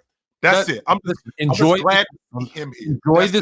Enjoy this round because then the Clippers are going to clip and they'll be out. So let's not get carried away with them. It's almost like watching Kawhi Leonard is like an 8 or a 6-part Netflix limited series, and there's never going to be a season 2. And just like, man, it's episode 4. I gotta really lock in for episode 5. He's a solar eclipse. Enjoy it while you can. You're not gonna get it again. You're not. You're not gonna get it again. So I don't know how you're doing for time, but we didn't ask. Yeah, I mean it is what it is. Let's just keep rolling. No, what was for dinner anyways? Is it anything good? I think I'm getting some Easter dinner leftovers. They're just getting heated up, so it's not like it's just heating it up. It's just a heat up. All right, if it's just a heat up, because we haven't talked about we got to extend and see who we're picking. Like, yes. I don't know if you just want to do this round. It's still early enough, or you probably made your picks already, so you can just do it. Yeah. Any particular round you want to start in, Jay? Yeah, let's start in I'm an Eastern Conference dude. I'm from the East Coast. I'm an Eastern Conference dude. So let's start with let's start with that number 1 seed with the Miami Heat and the Cleveland Cavaliers. So I think this is for me. I think this is simple for me. I don't think that Miami should get a game offensively. They just don't have enough for Cleveland. I think Cleveland defensively are superior to the Cleveland Cavaliers. As good as Davion Mitchell is, I just think as good as Davion Mitchell is as a point of attack defender, I think that Darius Garland is just so much better as a lead guard, and I don't give him nearly as much credit as I should. I think he's one of the better lead guards in the game. And I got to say this, Trysta, this Miami Heat team, Bam is who I thought. I keep hearing people say to me, chill, maybe Bam isn't who you think he is. Yes, he is. I thought Bam was an 18 to maybe 21, 22 a game guy. 8 to 11 rebound game a guy, but he's not the guy that I'm running my offense through. He's not the guy that I'm building my unit around. I think he's my defensive anchor, but I do need a lead guard. I think Miami is a lead guard away from really challenging in the Eastern Conference. I think I think Cleveland smokes these dudes in 4 games. I can't see. I don't see Miami getting a game. They shouldn't get a game. No, and this Miami team is not only I think they're probably more than a lead guard away. I think there's a lot of people who think that Tyler Hero is that guard, which I don't think so. I don't think so at all. Although he is a bucket. He's closer to Trae Young to me than a real lead guard, than a Darius Garland for me, or Donovan Mitchell for me. I think they need more than that. I just don't think you can. I don't think you can get by on role players alone, which is what Miami always wants to do. Is just patch together Frankenstein, Omar Yurtseven, and Goran Dragic, and all Mario Chalmers, that. They just have a whole team of those guys. Max Strus, Caleb Martins, these are not real players. Yeah. Listen, guys, we've spent way too much time talking about a 10th seed that's sub 500 that shouldn't even. It's overtone. It's overtone. Even be in the damn playoffs. Davion did have a good game though. He was cooking. Oh well, that's wonderful. Atlanta. All right. I actually had to answer a question. Who's going to be the best Mitchell in this series? Don't make me crash my car. Stop. Don't do Davion. Yeah, please. Don't okay, the two verse 7, another one that should be quick. Although we talked about Celtics and Magic enough, but it's a wrap. You know that they're going to give them one, right? Okay. They shouldn't. I don't think they will. I think they want to shut the door on a lot of you guys' preconceived thoughts against them. 3-6. The Knicks. And can I run first and say, yes, because of game one, good job, Cat. Good job, Cat. Because I said Cat was going to disappear. He was just going to be just a taller Julius Randle. Good job, Cat. Well done. Right. You didn't disappear. So let me give him his credit. Let me give him his credit because I was wait. And then and then what do you do in game 2? Yes. Also, that's why I wanted really to give him his quick, credit first. Like I was at the Garden for game 1. Did you really win those tickets? I really did. You guys want to hear the story real quick? Yeah. I saw that you won them, but I don't know how you won them. So we went to, it was me and a couple of friends, and we went to this first take watch party at this like Hudson Yards bar close to the Garden. And it was sponsored by Top Shot. And it was like, you can sign up for a raffle to win 2 free Knicks tickets for that game. And so I go there and we get some food there early, and there's not that many people at this watch party, really. And the guy from Top Shot's kind of talking to us a lot, and it was so boring, and the games were so boring that I'm not even lying, because I was so jet lagged and probably fighting some sickness. I fell asleep at the fucking watch party, and my phone was just like, you could tell I was asleep because my phone kept like playing the same Instagram clip over and over. It was like on. And I was like, I got to get something to drink or eat like at this corner store. So I grabbed like some sour straws and some water. I'm standing outside to get some fresh air. And I'm like, I'm ready to go to my hotel and crash. And the guy from Top Shot comes up and he's like, we're about to do the raffle. We're about to do the raffle. And I'm like, okay, whatever. Like, can you just, I haven't signed up. Can you just put my name in there? He's like, oh, I got you. Put your name in. Yeah, I got you. And I was like, okay, he's got me, okay. And I'm standing outside. I don't even go in because I know I'm not winning. I know. Ain't no way, Trysta. No way. I'm not winning. So I'm standing outside. I'm like, all right, y'all, I'm about to go back to my hotel. I'll see y'all later or whatever. And I'm with Josh, Stephen A. Smith's nephew. Yeah. And he comes out and he goes, yo, Tris, you won the tickets. Way. Stop playing. Go, no, he didn't, bro. No, he didn't. Stop lying. And he goes, yeah, they had me pull the ticket. Like they gave me the hat. And I was like, oh, what the hell? So I walk in there and I'm thinking I'm about to get pranked. Like there's nothing, like, oh, right. And they're like, no, it's not you. And they're like, you Trysta? And I'm like, yeah. And they're like, you won the tickets. And I'm like, I didn't even want to go to this game. And so, but I have to go now because it's the Garden. It's you in it. Game. It's too late. You won it. You can't sell the tickets if you just won. And I wanted to. So we go back to the Garden. So we go. What I will say about Cat, because I had Cat over 24.5 points, and I think he finished with 24. He was a half point short. Yeah. This man walks. You don't see it because the camera's not showing you. He walks back to the front court on offense. He's so far behind. He's so fucking lazy. That's why I tell people, go to games. I told him, go to games and watch, because that's the things that you don't see, the off-camera stuff. I say, take that player you think is great or you think is trash, watch them the whole time, and you will see stuff you either like or really don't like. See, that's the shit. Really don't like that. And I could tell this man's not going to be involved in the offense the rest of the game. They went on that 21-0 run. He's not involved. He's not even in the action. He's like just throwing outlets and like barely even walking. He's staying back to play defense. That's not by design, by the way, Trysta. Is that what I'm understanding? That's not by design. That is not by design. That's not by design. It might be by his design because he's lazy. No. So who you got? Now you saw them in person. Who you got coming out of the series though? I got the Knicks only because I don't think the Pistons have enough experience winning. I think this is like a great story. I'm happy they got game 2. I think it's going to be rocking in Little Caesars, but I think the Knicks, you've got role players that are stepping up. Jalen Brunson's going to find a way to score 40.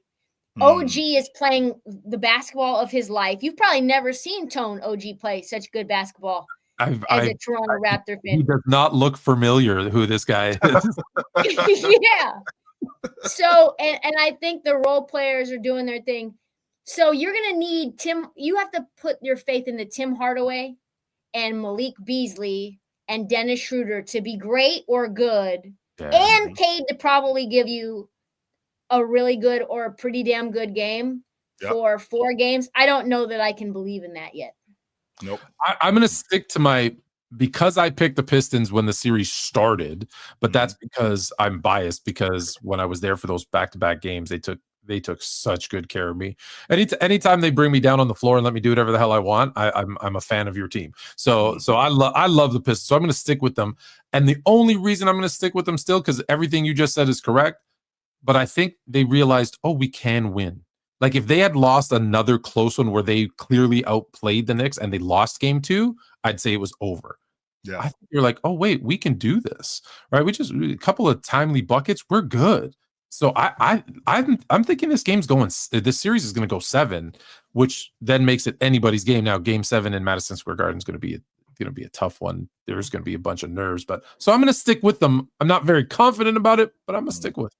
Also, what does it say if Cade puts up 35 in a game 7 at MSG and they beat the Knicks?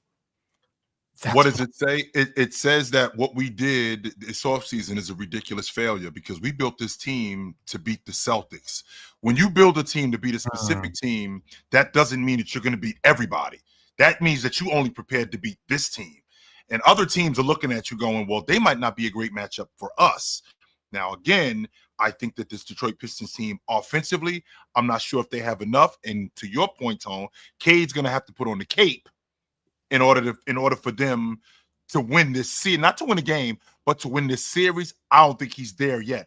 But if he does that, we're having a completely different conversation about Cade. I think he moves into the upper echelon of lead guards in the game. And I think this Detroit team moves into the upper echelon of teams. They're already ahead of schedule, so why not? Remember when I picked the Pistons, I was picking the Pistons for 2 reasons. Well, other than I like being in Detroit, but the 2 reasons was I don't trust the Knicks. Yep. Because I thought Brunson would be Brunson, but I didn't. Yep. I told you I didn't believe in Cat, and right now you have Cat, who's going to be inconsistent. OG, who's playing lights out. Is he going to do that for a whole series? I don't think so. And the Pistons, I think, they realize we got nothing to lose. No one's expecting us to win. We're ahead of schedule. We were trash last year. Remember, they were one Toronto Raptor gift win away from you telling me they were going to lose 40 straight games. They were trash. If you look at last year, we was literally having this conversation, and Tone told me that Toronto was going to beat Detroit on that. Was going to lose. They were going to lose to Detroit on that 28-game losing streak. And I'm like, Tone, they're going to lose 40 straight games. I was looking at their schedule and I was trying to figure out who they were going to beat. And I didn't see anybody. I'm like, these guys are not going to win a game for 2 months. It's not going to happen. They're going to be awful. Most consecutive losses in NBA history. I actually thought that they were going to lose 40 straight games. That's why I got the Raptor thing to do. Trust me, they'll lose to the Pistons. I couldn't believe that they did that. I couldn't, and then they proceed to lose 15 straight after that. By the way, they proceed to lose 15 more straight. So this Detroit team. That's why I think JB Bickerstaff. I think he's the coach of the year, because for him to do what he did with that Detroit team. For the sake of argument, Trysta, let's take basketball in terms of ball players out of the equation for a second. I got to get this loser mentality out of these guys' head. Let's take X and O's off the table. I got to get these guys thinking that they can win. I got to get these guys thinking that they can compete. Because last season, Monty Williams was a disaster. They had to beg him to take the job. He didn't want the job. He's playing Killian Hayes over Jaden Ivey. Yep. Right? He's playing who they don't even have right now because he's injured. Yeah. Imagine if he was on this team right now. Yes, they don't even have him. So I picked Detroit in 7. I picked the Knicks in 7. I think that this is going to be a dogfight series, but I think the lights get too bright in game 7, and I think that the Knicks overcome anything that Detroit has. All right, well, 2-1 Knicks. All right, fine. I'm still taking me. Pacers and Bucks. I told you. You didn't tell me. I already knew. You already knew the Pacers? I already know about the Bucks. Oh, okay. I already know what time it is there. There's nobody on this team. AJ Green, AC Green, AJ Green, I don't care. This is just not a team that I believe in. You got Kyle Kuzma on there, Club Trillion in his way, Robin Lopez, Brooke Lopez. All the Lopezes are old as fuck. Giannis is going to do Giannis things, and Dame's coming back for game 2. but Giannis and Dame aren't working. And I've heard from multiple people who play in the league, who literally are NBA players, telling me Dame does not like playing with Giannis. And if you don't like playing with your co-star who's an MVP and you think you're an MVP caliber talent and you didn't want to go to Milwaukee anyway, plus you have all this personal turmoil and you have physical turmoil as well, the hate for Tyrese Halliburton is only going to get you so far. Yeah, he. By the way, Lillard is 3 of 11, 1 for 6 from 3. Giannis, by the way, 13 of 18. So he's doing his things. But yes, listen, I called it from day one with the Lillard trade to Milwaukee. To your point, he didn't want to be there. It wasn't a good fit. They were a team that was built around defense, and then now you just took that away. And they had at the time a defensive-minded coach. I said, this is going to be a disaster. And now it's look. They better blow it up this summer. Have to. I have a trade. I have a trade that I think is like maybe my perfect trade generator I've ever had. Are you guys ready? We're ready for your breaking news. Love it. All right. The trade is, and I don't know the exact pieces, but because there's a lot of them that you could get, but you trade Damian Lillard to the Houston Rockets, and they probably get some version of Fred VanVleet, Jalen Green, and maybe some defensive guys to help out Giannis, like a Cam Whitmore. Maybe it's not a Fred VanVleet, and you give a Reed Shepherd. What the Bucks need are guys who can score, but they need depth. And the thing that the Rockets need is a true offensive engine that you can rely on and believe in clutch moments. Fred VanVleet's not that. Jalen Green's not that. I think it's a win for both sides. So, number one, never gonna happen. If you number one, which I can appreciate the Dame to Houston, Trysta, the minute you tell me that Amen Thompson is not in this deal, I'm hanging up on you. I'm letting you know that right now, because he's got to be a part of this deal for me to even consider this. You're Milwaukee, you're saying? Yes. If Amen Thompson is not a part of this deal, I'm not entertaining any conversation that you have with, because I feel like I'm getting tricked, right? I feel like I'm getting bamboozled when you giving me Reed Shepherd and Cam Whitmore. I feel like I'm getting tricked with that right there, because I think that they have picks. What about some Phoenix picks? Does Phoenix? Okay, the picks that Phoenix gave to Houston, because Phoenix doesn't have any picks, if I'm not mistaken. I don't think they got a first round pick until like 31. They're clueless. Oh, I know it's nuts. And Tone, don't make that face. You know why? Because you're the one who told me don't help them. There's the ones who put themselves in this position. Don't help them out at all. They gave up everything to make that stupid little 3. And I said, and they had no depth. They had no bench. They were already in the second damn apron. Yep. Don't trade them a damn player. Don't nothing. Give them anything. And they start giving them Grayson Allen and these other dudes. No, absolutely. Tell them to starve and suck, which they suck anyway, so it doesn't matter. But don't help them at all. Get out of here. Here's the thing that in India, and by the way, Milwaukee is back in the game. I mean, they're only down 5 with this. They're down 2. Yeah, with 3.5 minutes. So with that being said, what I'm asking, Trysta, is I don't want to jump the gun on the Dame Giannis thing. I know how y'all two feel about it. I mean, they had the number 1 seed 2 years ago in 23, right? They had and Giannis ended up with Drew Holiday, though. Right, that was with Drew Holiday. And then last year, Giannis ends up getting hurt for like the last 10 games. They finished with the 3rd seed, and he ends up getting hurt for like the last 10 games of the season. So they could have very well had a better seed last year, and he doesn't even play in the playoffs. And they end up playing against this Milwaukee team. Here we are again, and then you lose Dame for a month. And I don't think this thing has been a disaster more than, one, the Eastern Conference, I think, has gotten better, or at the top end of the Eastern Conference. I think it's gotten better. And number 2, I feel like him and Dame, I think that we're not given enough. I don't think we're paying a lot of attention to why this thing isn't working. Number 1, in order to have a pick and dive game between 2 guys, Giannis has to be a better screener. Giannis sucks at screening. He's not, and that's one of the main reasons why the Celtics are as good as they are, because they force so much switching because how good they are as screeners. Number 2, when you screen, you're able to dive to the rim, right? And when you're able to dive to the rim, you have a distributor like Damian Lillard who can get you the ball. And if you're able to dive to the rim, you got a big that's playing drop coverage. That big playing drop coverage, Dame is fantastic in the mid-range. Jay, could I ask a question?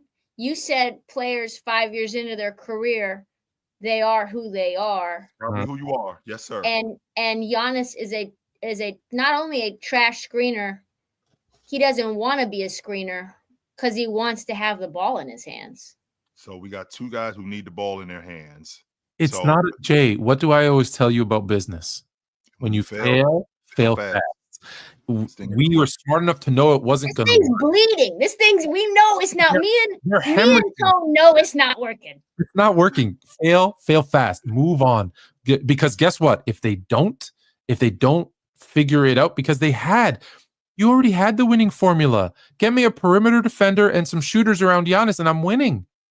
And they tried to reinvent the wheel and rewrite the script, and it's like, no. So well, that's because Giannis is always putting pressure on this franchise to do more, be more, change things. He's not going anywhere. He really wasn't. He is such a loyal, good Greek man like myself. He's not going anywhere. Just give him win. All he wants to do is win. He doesn't care how he wins. He wants to win, which is good. So let's move Dame out. Unfortunately, I don't think Houston's going to be the play. Look, he's going to go to Miami.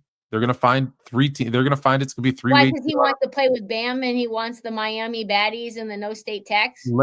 Let him go to Miami and enjoy that too, because they're going to be mediocre just like they are right now. Let them go down there. Let him enjoy Miami. That's where he wants to be. No problem. Let's just find a way to get us some perimeter defense and get rid of the new Tony Snell. If you don't think Houston has enough to get Dame, what does Miami have to get Dame? Nothing. You have to get a third. His favorite thing, you got to get a third team involved with some draft. It can't be straight up. We have to add another. I'm not into the menage a trois Dame trade scenario. Like I'm really not into it. But it might have to happen. Shannon will tell you all about the menage. No.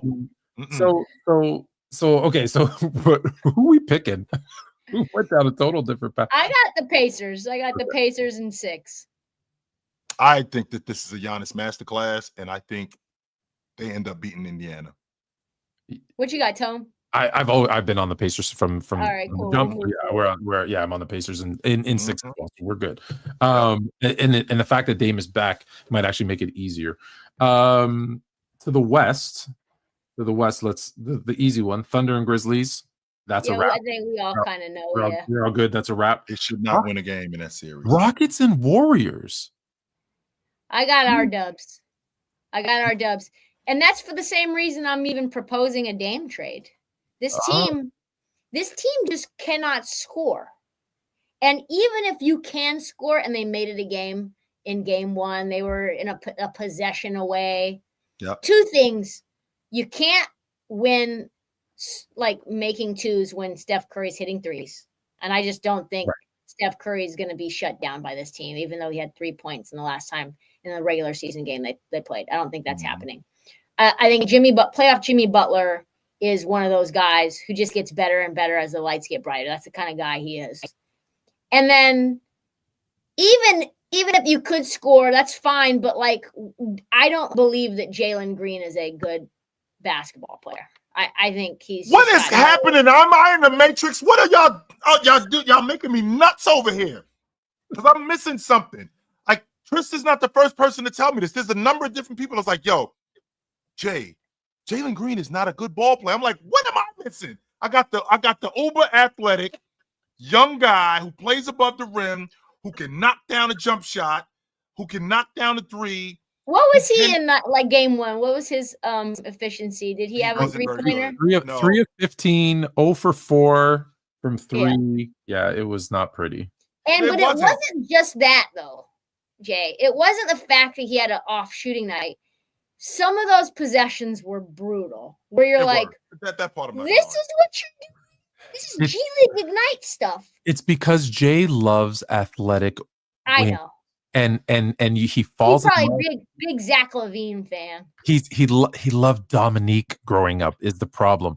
You're falling in love with his athleticism as he did, and I think he's letting his athleticism dictate his game, and he needs to learn how to play basketball, which he's doing, by the way. Because he's learned yet. Remember, and I've said this to Tone. Trista, they were Animal House. We had guys swinging from the ceiling fan before. It was wild. No, it was wild. We had the windows kicked out, like the door had toilet paper all over it. Silas is like, do you remember, real quick side road? Do you remember when Steven Silas had to keep going up at the press area? And he's like, I don't know why we suck so bad. Like, we're just not a good team. And I have to keep explaining to everybody, we're garbage. We're garbage. Okay, coach, we know you suck. Can you tell us why you suck? I don't have an answer for why we suck. Like, I really don't know. We're just garbage, right? So now I walk up to the house. It's got toilet paper all over the door. Guys are swinging from the ceiling fan. The windows are kicked out. Ime Udoka comes in and he cleans all of this up. I got to turn Jalen Green, who I got with the number 2 pick, by the way, in the draft. So I got to turn him into a ball player. No, because the talent is there. You got to turn him into Kevin Durant is what you have to do. So get him another player, a bunch of picks. That's what's going to happen. That's why I said the Dame thing isn't happening, because KD, it will be a Houston Rocket after their first round exit. I'm out on the KD experiment. That's me. They need a number. Would you rather have Dame on this team or KD on this team? I'll take Dame over KD on this crew. Yes, I will. Right now. Yeah, with this team. Today. I will take Dame on this crew before I take. I'm out on the KD experiment. Everywhere KD has gone, first of all, what it's going to cost me to get him is way more than what I should be paying. That's number one. Number two, what he's going to bring to the crew, he's going to bring buckets, right? I'm not going to argue that he's not going to bring buckets, but and what do they need? Okay, what do they need?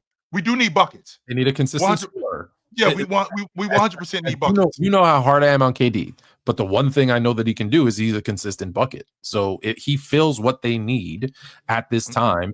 No, their window is going to open and close before they can blink their eye. So they need to take advantage of it right now. Am I sitting here listening to you guys tell me that they need a bucket getter in KD when I just watched Damian Lillard, who before the month that he went out, he was playing at an all-pro level at 24 a game. Now, don't get me wrong. I'm also with you, Jay. I prefer Damian Lillard on this team as well. I don't think you have enough wings, and I know you don't have wings that can shoot, but I think you need a lead guard that can settle the offense down and get a bucket. He told me Thompson's going to be their lead guard. He told me Thompson's going to be their lead guard. He's going to think that fill the tempo. So you're just you're going to destroy his development. Why? Why do that? You can't have a lead guard that cannot shoot the three. We saw that with Ben Simmons. I mean, maybe he'll be a passer, facilitator, and then Dame as a 2, and Dame will have to guard ones, and Thompson can guard anybody. But what you need is a guard that can bring the ball down with 2 minutes left to go in the fourth quarter, and that to me is Dame. This is a Houston loss. I think the Warriors. You don't want to start figuring out how to use your tools in your toolbox when you're playing this Warriors team. How many more years, Tone? How many more years, Trysta, does KD have in your estimation at this level? How many more years does he have? 2 to 3. 3, yeah. I don't think KD's playing at 40 years old. I don't. But he's got nothing else. He's got nothing else. He has no girl. Yeah, he's got nothing to ruin his life. He's 2K got and weed. Yes. And hoop. And he's 25 a game at 38 years old. I'm certain of that. I'm not on the fence about that. I think that he's 25 a game on a Tuesday at 37, 30, because he's 37 now? So he's 25 a game at that anyway. But if they don't do this, I'm telling you right now, you heard it here. Remember, write it down, take a picture. I don't give a fuck. Right. Remember it. If they don't do something big this offseason, they're going to be the next version of the Sacramento Kings that peaked in the regular season, lost early in the playoffs to the Dubs, I actually believe as well, and then disappeared off the face of the planet. That is what this team is going to be if they don't make a move this summer. I just don't. I trust ownership more than I trust Vivek, though. I'm not saying they are the same, but I'm saying that if they don't do something, that's where they'll end up. Okay. I just don't think that I just don't think that I can trust this Houston Rockets team over Steph Curry. I can't do it. No, absolutely. I think and I'm a big time Houston. I was telling Tone in September that I think they're going to be a top 5 seed in the West before the season started. Now, don't get me wrong, Trysta. I didn't think that they would be closer. Yeah. I thought they'd be closer to 5 than the 2. I didn't think they'd be this good. And they ended up running into a bad matchup with this Golden State team. But I just if I have to choose between this Houston Rockets defense, as good as it is, and Steph Curry, I'm choosing Steph Curry. And let's not just Steph and Jimmy. And buckets, sure. Yeah, I want to give buckets his love. Lakers and Timberwolves, we talked a lot about them, but did you guys pick Tim's both on the Timberwolves? I'm taking the Lakers. I think the series is going 7, and I'm taking the Lakers in 7. Oh, you got the. I'm taking the Lakers. I just can't. I can't bet against James in Game 7. I can't do it. As much as hard as it could possibly be, I can't do it. No, I can't bet against James in Game 7. 6. Anything 6 or less is anything past 5. Anything past 5 games, I'm picking the Lakers. If the Minnesota Timberwolves are going to get rid of the Lakers, they better do it quick. They better do it quickly, because otherwise, this thing goes 6, it goes 7. I ain't betting against you, because I've seen it too many times. I've seen it way too many times for me to think that if I get as good as Anthony Edwards is, as good as this Minnesota Timberwolves team can be at shooting the long ball, the fact that they did go into Denver last year and win a Game 7, no doubt about that. I'm not going to argue that. As good as Anthony Edwards is as a one-on-one player and as a jump shooter, I've also seen him in Game 7 go the other way, right? I've also seen him go the other way, and he didn't shoot the ball well last year in that Game 7. So if this thing goes 7 games, I'm not picking against the Lakers, and I'm definitely not picking against James. And then we all picked the Clippers, correct, to come out of the first round. I think Jay took Denver. I take Denver in 6. Yeah, I'm taking Denver in 6. I think that Denver goes I think they go into Los Angeles. I think they lose Game 3. I think they win Game 4. I think they come home, and I think they win Game 5, because James Harden's going to give me one of these games, Chris. I don't know which one. He's going to give me one of them, and I'm efforting it. I don't know which one it is, whether it's Game 3, Game 4. I'm going to get one of those 5 for 22 games. Those vintage, the vintage yes, James he's going to give me one of them. I'm just waiting for it. It's very much like, remember Jameis Winston, where like Jameis is throwing for like 350 yards, and I'm like, all right, where's that 13 for 30 game with 3 interceptions and a fumble? That's coming. And the 2 picks, that's coming. Where is it? It's in here somewhere. I think the same thing with James Harden and the Clippers. That game is somewhere in here, Tone. Whether it's Game 3, whether it's Game 4, he's going to give me one of those games. And if I can get these guys back in, if I could get them back in Denver for Game 6, and they're up in the series, up 3-2. I'm taking Denver in 6. Well, it would be in LA. Game 6 would be in LA. Yes. No. Yeah. No. Oh, yes. Because they got the, because Denver has home court. Game 6. That is correct. Game 7 that is correct. And I'm still taking Denver.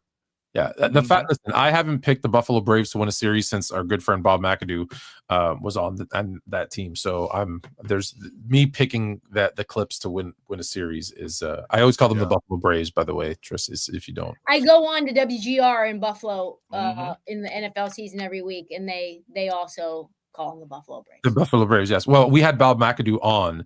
He actually let us license his mustache to do a shirt, but that's a story for another day. But I was like, that's the only time I've ever picked them to win a series. So, but I'm picking them this time. So that should tell you something, Jay. That should tell you something.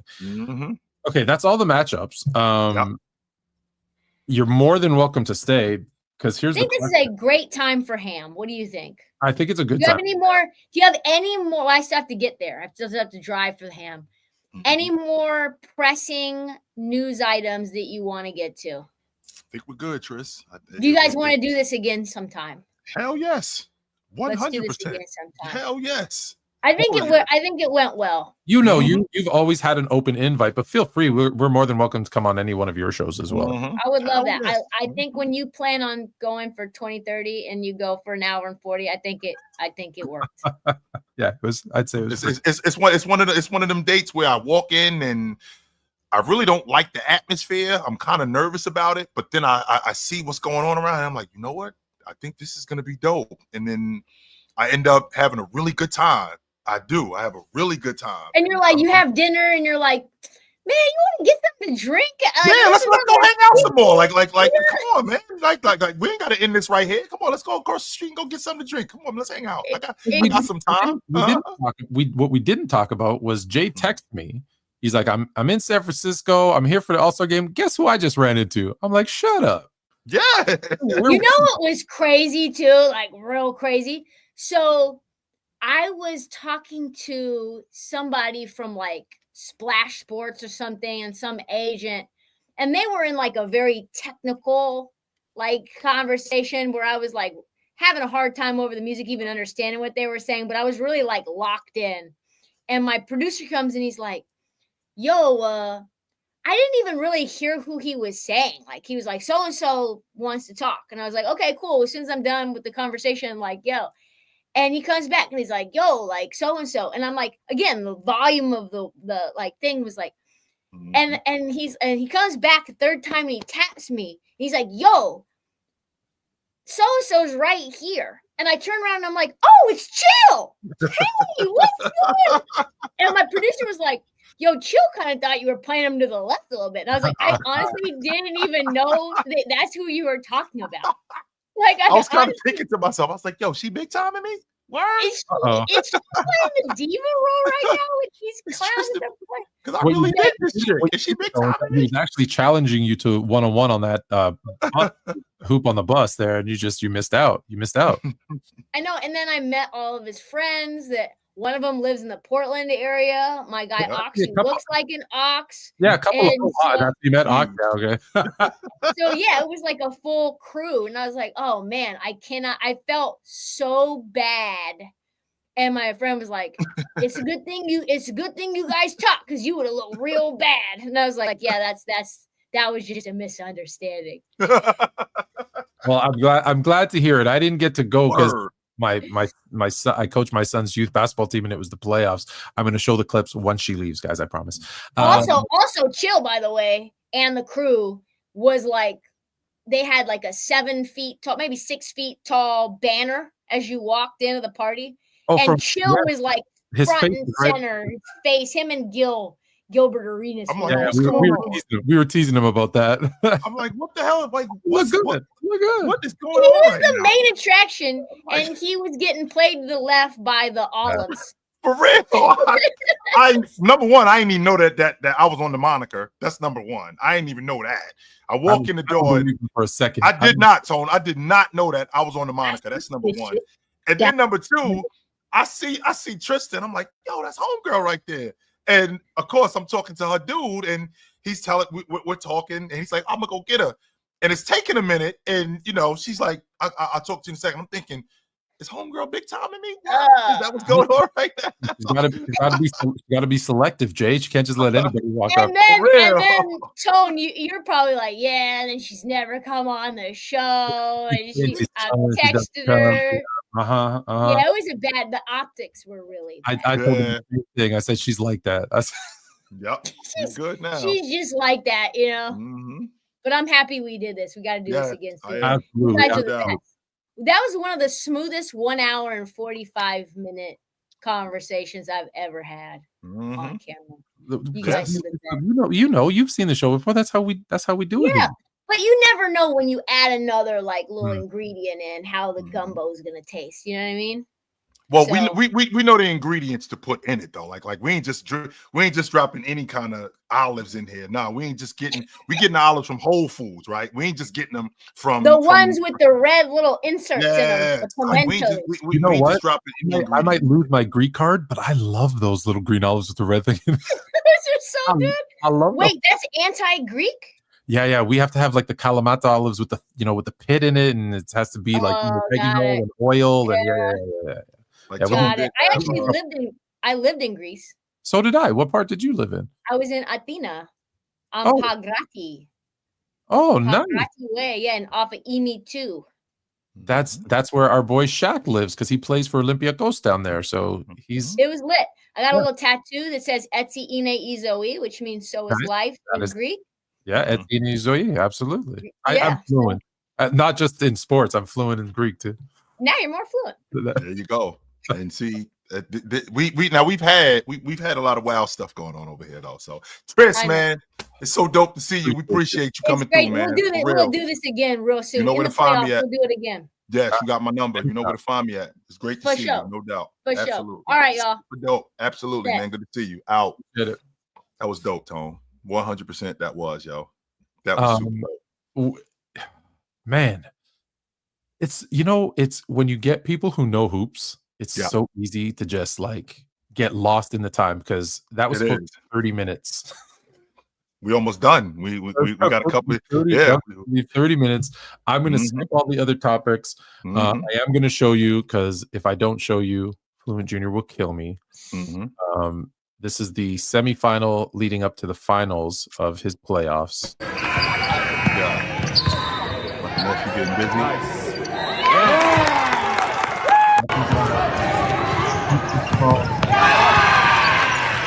Nice.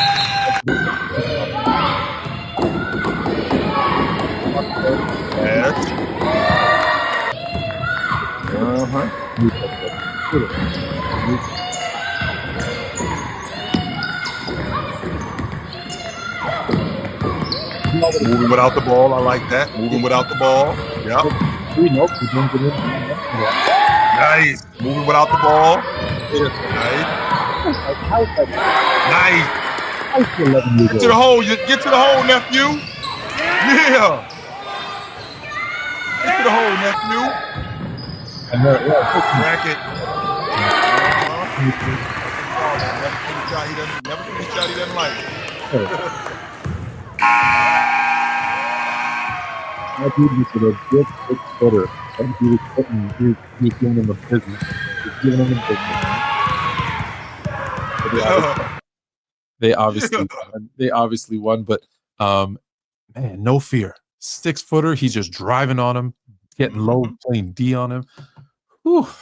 I like it. Want to drop the link, Tone? Maybe for a couple more minutes? Yeah, absolutely. You can drop the link. Okay. I wasn't sure how you were doing for time, but let's do it. Yep. And I know that we actually have a super chat too, so let's hit that up. Yeah. And I apologize that it took so long, but Shane, a Flu Chill question, wanted to see how you guys would rank, and this is perfect. KD's superstar teammates, best to worst. Also, if you could do Shaq's as well. KD's superstar teammates, best to worst. So he played with Russ. Right, he played with Russ. He played with Harden. He played with Irv. He plays with Book. Played with Bradley Beal. Bradley Beal wasn't a superstar, so I'm not gonna say. Well, look, let's do the easy one. Steph won. Yep, he played with Curry. I'll say Harden. 2.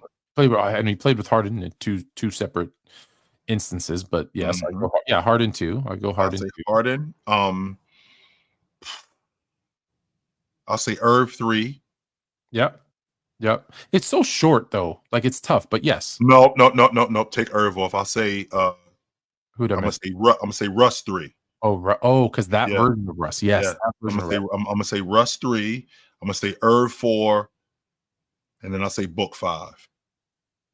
Yep. That's which way. That's as far as I'm gonna go with them. Yes. All right. Because Shaq superstar teammates. We're gonna disagree on this one. So let's see. Shaq superstar. Shaq after he left the Lakers. Who did he play with that was a superstar like that? So James. No, not after he played with Kobe. So yeah, Kobe won. He played with James. He played with James. I'm go Kobe won, and I'm gonna go LeBron James. I'm gonna go LeBron James 2 for this simple reason. At the time he played with him, LeBron hadn't reached who LeBron would be. He was an MVP of the league, and he was arguably the best player in the league at that point. Still didn't know how to get it done. Can't we say the same thing about Bryant though? Like Bryant wasn't who he was going to be yet. I feel like that last run he figured it out, because you can say, like when they say the 3 MVPs, Finals MVPs, back, that last one could have been Kobe's. So I think he got to that point. Whereas if you think about it, the 1 year he played with LeBron, they lose in the second round to the Celtics. Last 3 games, he doesn't shoot the ball very well. Like he scores and puts up his statistics, but he didn't. You know what I mean? I don't think LeBron became LeBron until he took a step back to say, okay, this is Wade's team. Yeah. lost, played horrible in the finals.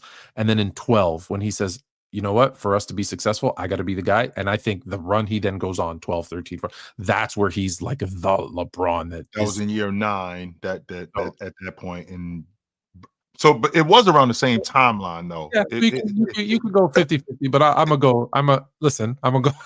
Of course, I'm gonna go. And then with the little doll, the little Barbie, I'll give him. Oh my god, this is pretty incredible. Clutch trying to bribe me. Not gonna. He's still number 2. Clutch. Sorry. I'll say James. I'll say Bryant. I'll say Penny. Oh yeah, Penny. I'll say Penny. Interview with Penny. Garnett at that point. Garnett was past who Garnett. He still was good, but he was in 2010. I think he was past who he was. So those are the guys that I'm thinking about off the top of my head. Mm-hmm. So, did he play with Steve Nash too? If I'm not, he was in Phoenix with Steve Nash. Yeah. Nash was better than Nash in 2000. Nash in 2007, 2008 was better than Garnett. He was better than Garnett in 2010. That Garnett in 2010, 2011, Nash was better than that dude in 2007. Yes. Dwayne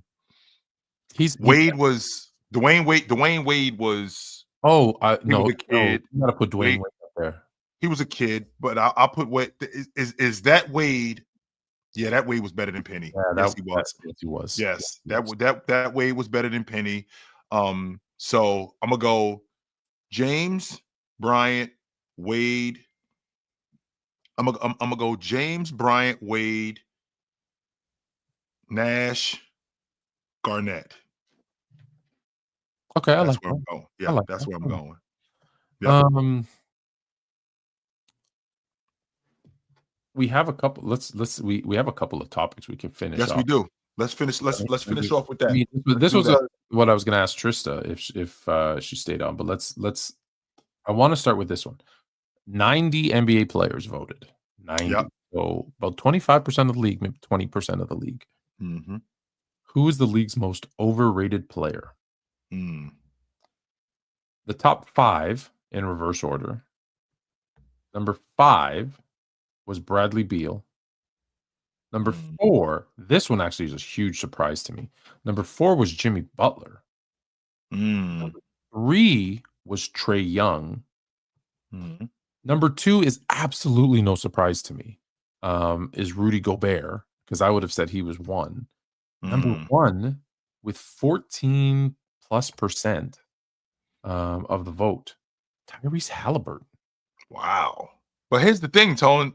When you say overrated, it depends on where you got these guys rated at. Like, so for example, how good Jimmy Butler is the Eli Manning of pro basketball. He's the guy that's giving you B's and C's during the school year, and then he fucking cracks a 1400 on his SATs. That's who Jimmy Butler is, right? So who do you think? By the way, but anyway. Yeah, who do you think Tyrese Halliburton, or like where do you think Rudy Gobert is in terms of him being overrated? I think Rudy Gobert is fantastic. I think all of these guys, they're talking about like Halliburton. Oh, he's a top 3 point guard because he's he's passing and whatever.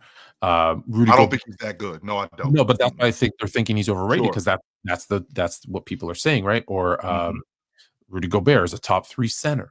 Jimmy Butler is a top 3 player in the NBA. So I think that's where they hear they hear that and they're like, yeah, he's overrated. I think there was a real time, though, Tone, when the argument could be made that Jimmy Butler was a top 10 player. There was a time that was going on. I think. Yeah, I could see that. Recently, too, by the way. It's not like, this was like a decade ago or like 6-7 years ago. This was like within the last 2-3 years, like a legit conversation. I had Jimmy Butler as a top 10 player. I think after they lost in the finals in 23, I had Jimmy Butler as a top 10 player. He was hovering around that, like from 20 to 23. So I never thought that he was a top 5 player, like some people tried to sell. I was like, nah, he ain't that good. Let's chill out on that. No, we're not going to go that far. I'm not doing that. But Tyrese Halliburton, depends on where you have him rated at, Tone. Like if you think Tyrese Halliburton is a top 5 point guard. Luka, SGA, Brunson, Trae Young, Halliburton, De'Aaron Fox, Cade Cunningham, but I think Cade Cunningham might be he might take that over. He might be jumping the line, Tone. So I think Tyrese Halliburton, because I think Tyrese Halliburton could make the All-Pro team this year. I think he's got a legit shot at being a top 5 league guard in the game. I can get with that. Yeah. The next one, and I'm going to tell you right now. Mm-hmm. I'm going to tell you right now. I think they're full of crap. I think they're lying to us. And I don't know why. Actually, I do know why they're lying to us, but I don't know how they're going to get away with it. But this year's NBA playoffs had the most watched opening weekend in 25 years. How about that, Tom? Maybe those ratings ain't what what people are telling us. Maybe they are paying attention more to where other ratings are, right? In streaming, how many people you got in your house, sports bars, and things like that. Maybe, Tone. Maybe that's the case. When it's coming from NBA PR, it's coming from NBA PR. It's coming from the NBA public relations, who have been trying to get over hey, our ratings are down. And now all of a sudden, it's the biggest playoff weekend viewed. And I guarantee you, they didn't just figure out how to count streams. I was about to say that, Tone. Is there an agenda here that that's somebody? An agenda. Listen, I'm bad at it, but I'm not stupid either. Okay, you can't say ratings are down. Oh wow, this is the biggest playoff opening weekend we've had in 25 years, Bob. No, you're full of crap. You're trying to which one is it? Which one is it? Are ratings bad, or are we doing well? Which one? Now, maybe unless they're guesstimating what they're getting in terms of streams, because here's the thing: I believe more people are worldwide. I believe more people are watching the NBA than ever before. I do believe that, but that's never been the measurement, right? That's never been the measuring stick for at least the TV ratings, which is what NBA uses. So I think this is much ado about nothing. Maybe it is. So. I'm just saying. And in 25 years, means what? Since 2000. 98 or 2000. I'm sorry. Since 2000, yeah. Well, guess what? The lowest rated NBA playoffs ever were those early 2000 clunkers. So yeah. I'm not. And then you had COVID. There were so many things. It's not telling me. You telling me if it was the highest rated in 40 years. Right. Now we're having a conversation. Absolutely. You got to run, or you want to? We have one last topic. We got one more show. What else we got? All right, I'm going to read something to you. Yep. I've never seen so many people be so happy to see an athlete fall more than LeBron. Yeah. His whole career, he's been hated on constantly and slandered to no end, to the point where when he retires, nobody would have appreciated his greatness. I'm glad I will be one who did. Anthony Edwards.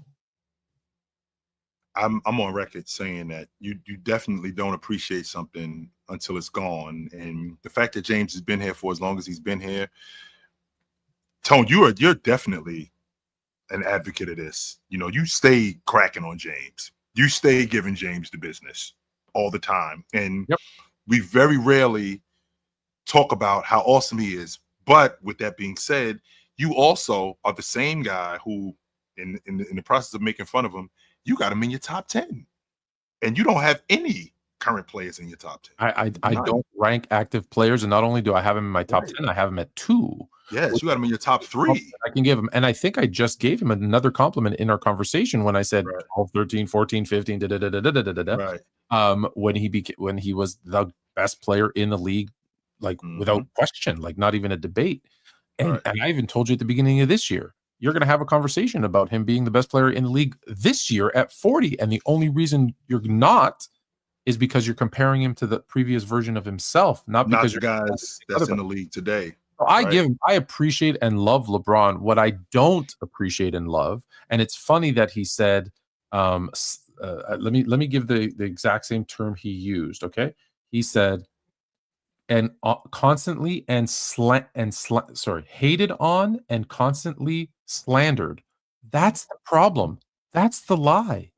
Because he's not constantly hated on, because saying something true about someone, for example, for his career, He is a below average free throw shooter for his career. For his career.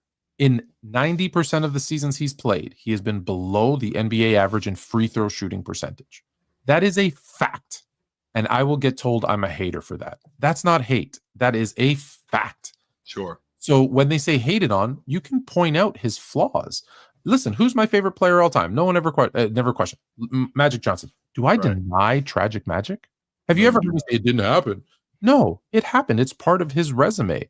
He couldn't shoot the ball when he came into the NBA. That's part of his resume, right? Like, it's okay to say, things about your favorite player, right? That they're not perfect. They do have flaws in their game. So my thing has always been, I say those things and I hold LeBron accountable for his fan base that lie and refuse to admit that he's not perfect, because he's not perfect. He isn't. No, he's got a lot of flaws. Just like Jordan had flaws, just like Jabal had flaws, just like Magic, just like Bird, just like all of these dudes. None of these dudes was always put together. Chamberlain had, all of these dudes had flaws. And so pointing out a fact is not hate. And it's not slander either. It's just pointing it out. He makes it harder to be complimentary of him because he goes out and does the same agenda driven conversations. Like, that right there made me to go, shut up. He doesn't make it easy. Let us do that. We'll tell you that was the greatest comeback in NBA history. He doesn't have to tell us. We'll tell him. Even me, I'll tell you, that is the greatest comeback in NBA history, period. No exception. Done. Conversation. I don't need you to tell me that. I don't need you to tell me that you knew the Migos before they were the Migos, because we know that you're lying, because their name wasn't even Migos back when you said you were listening to them. So I know you're lying. I know you didn't watch The Godfather, because you can't say there's so many good lines. They're 9-hour movies. No, you damn liar. You didn't watch the damn movie because everybody knows a line from The Godfather, even if it's just one. That's my favorite line right there. What was it? Put me in uncomfortable. So he makes it so easy. I was flipping plays at 6 years old. I never got coached till I was 8. Well, which one was it, bro? You were flipping plays on your team when you were 6, or you didn't start playing ball till you were 8. You can't have it both ways. So that's the stuff that I'm like, that's not hate or slanderous. That is calling it out for what it is. But but to the point, you better appreciate him. We've had him for 22 damn years. The only thing that's been on as long as he has is Meredith Grey on Grey's Anatomy. I don't know who's going to retire. That's it. End up first. What are we at? Like 19 or 20 seasons with Grey's Anatomy already? Like 18 or 19 seasons? 22. Something crazy like that? No. Are we at 22 seasons? Wow. Yeah, they're neck and neck. 22 and 22. Same cast, by the way. With the same well, they've made some changes, but yes, the Meredith Grey character is still there. But that's my point with him, is that I can appreciate how great he is. I can have his Barbie. I can watch every single Laker game and appreciate the good, the bad, and the ugly. And I really think that's the problem, is we live in a world where appreciation has to be positive. It has to be 100% unequivocal, no flaws. Positive. I can appreciate the negative stuff about you too. In addition to appreciating the positive stuff, I can appreciate that. You had some flaws in you. I can appreciate that stuff about you. That's what makes you human. That's what makes you who you are. And I can appreciate that about you. I'll give you a great example. Does LeBron James flop? Yes. I think that's why they implemented that rule, because of him. And what if I said about his flopping? Do you remember? Maybe you don't remember. I don't remember, no. I said it's genius, because as long as the NBA does nothing about it and the referees keep calling it, I'm going to keep doing it. That's a smart basketball play. If you're going to get the call, right? If you're Patrick Mahomes, because they use this example, if you're Patrick Mahomes and you flop and they give you a 15-yard penalty every time, then you keep doing it. Yeah. So I can appreciate the brilliance, the high basketball IQ that is, and at the same time say, I hate that he flops. It's okay to say both. It's okay. See, I can appreciate it and still hate it, right? Like, I can, not that this is true, but like Steph Curry, you could have someone say, I hate how well he shoots the ball, or some of the shots that he takes. Like, he's falling. Did you see the last game? He's falling out of bounds. And like, shit, there's no business to shoot that. And there's less of it going in. But man, do I appreciate that he can do it. You know what I mean? It's okay. And that's where I think, Ant and these guys are like, oh, you're not appreciating. No, just Listen, I appreciate him. He doesn't make it easy. Let me just put it out there. He does not make it easy. He does not make it easy. No, that is true. All right. That was a good show, man. That was dope, yo. It was. Yes, sir. And she's good people. Yes, she is. Trista's dope. Yes. She's legit, like I said, Tone, when she hit me, I was like, this is happening. This is 100% happening. Let me get my man on the line, let him know, Tone, we got Trysta.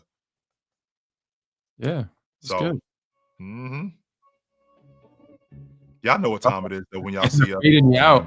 Yep. Y'all know what time it is when y'all see us. I will do my best. We will do our best to continue to bring you guys great content, and we will see you guys soon. You know where to find us on Tuesday nights. Me and my man Tony Tone right here on the Sports Fluent Network and the Chilltown Hoops Network. We will see you guys soon. Until then, put on a suit, drink water, don't drink and drive. Hey man, call your mother. Well, that's how we talk to your mother. I just talked to my mother a couple of days ago. Call your mother. We'll talk to you guys soon, but until then, take it light, but take it. I am more fluent.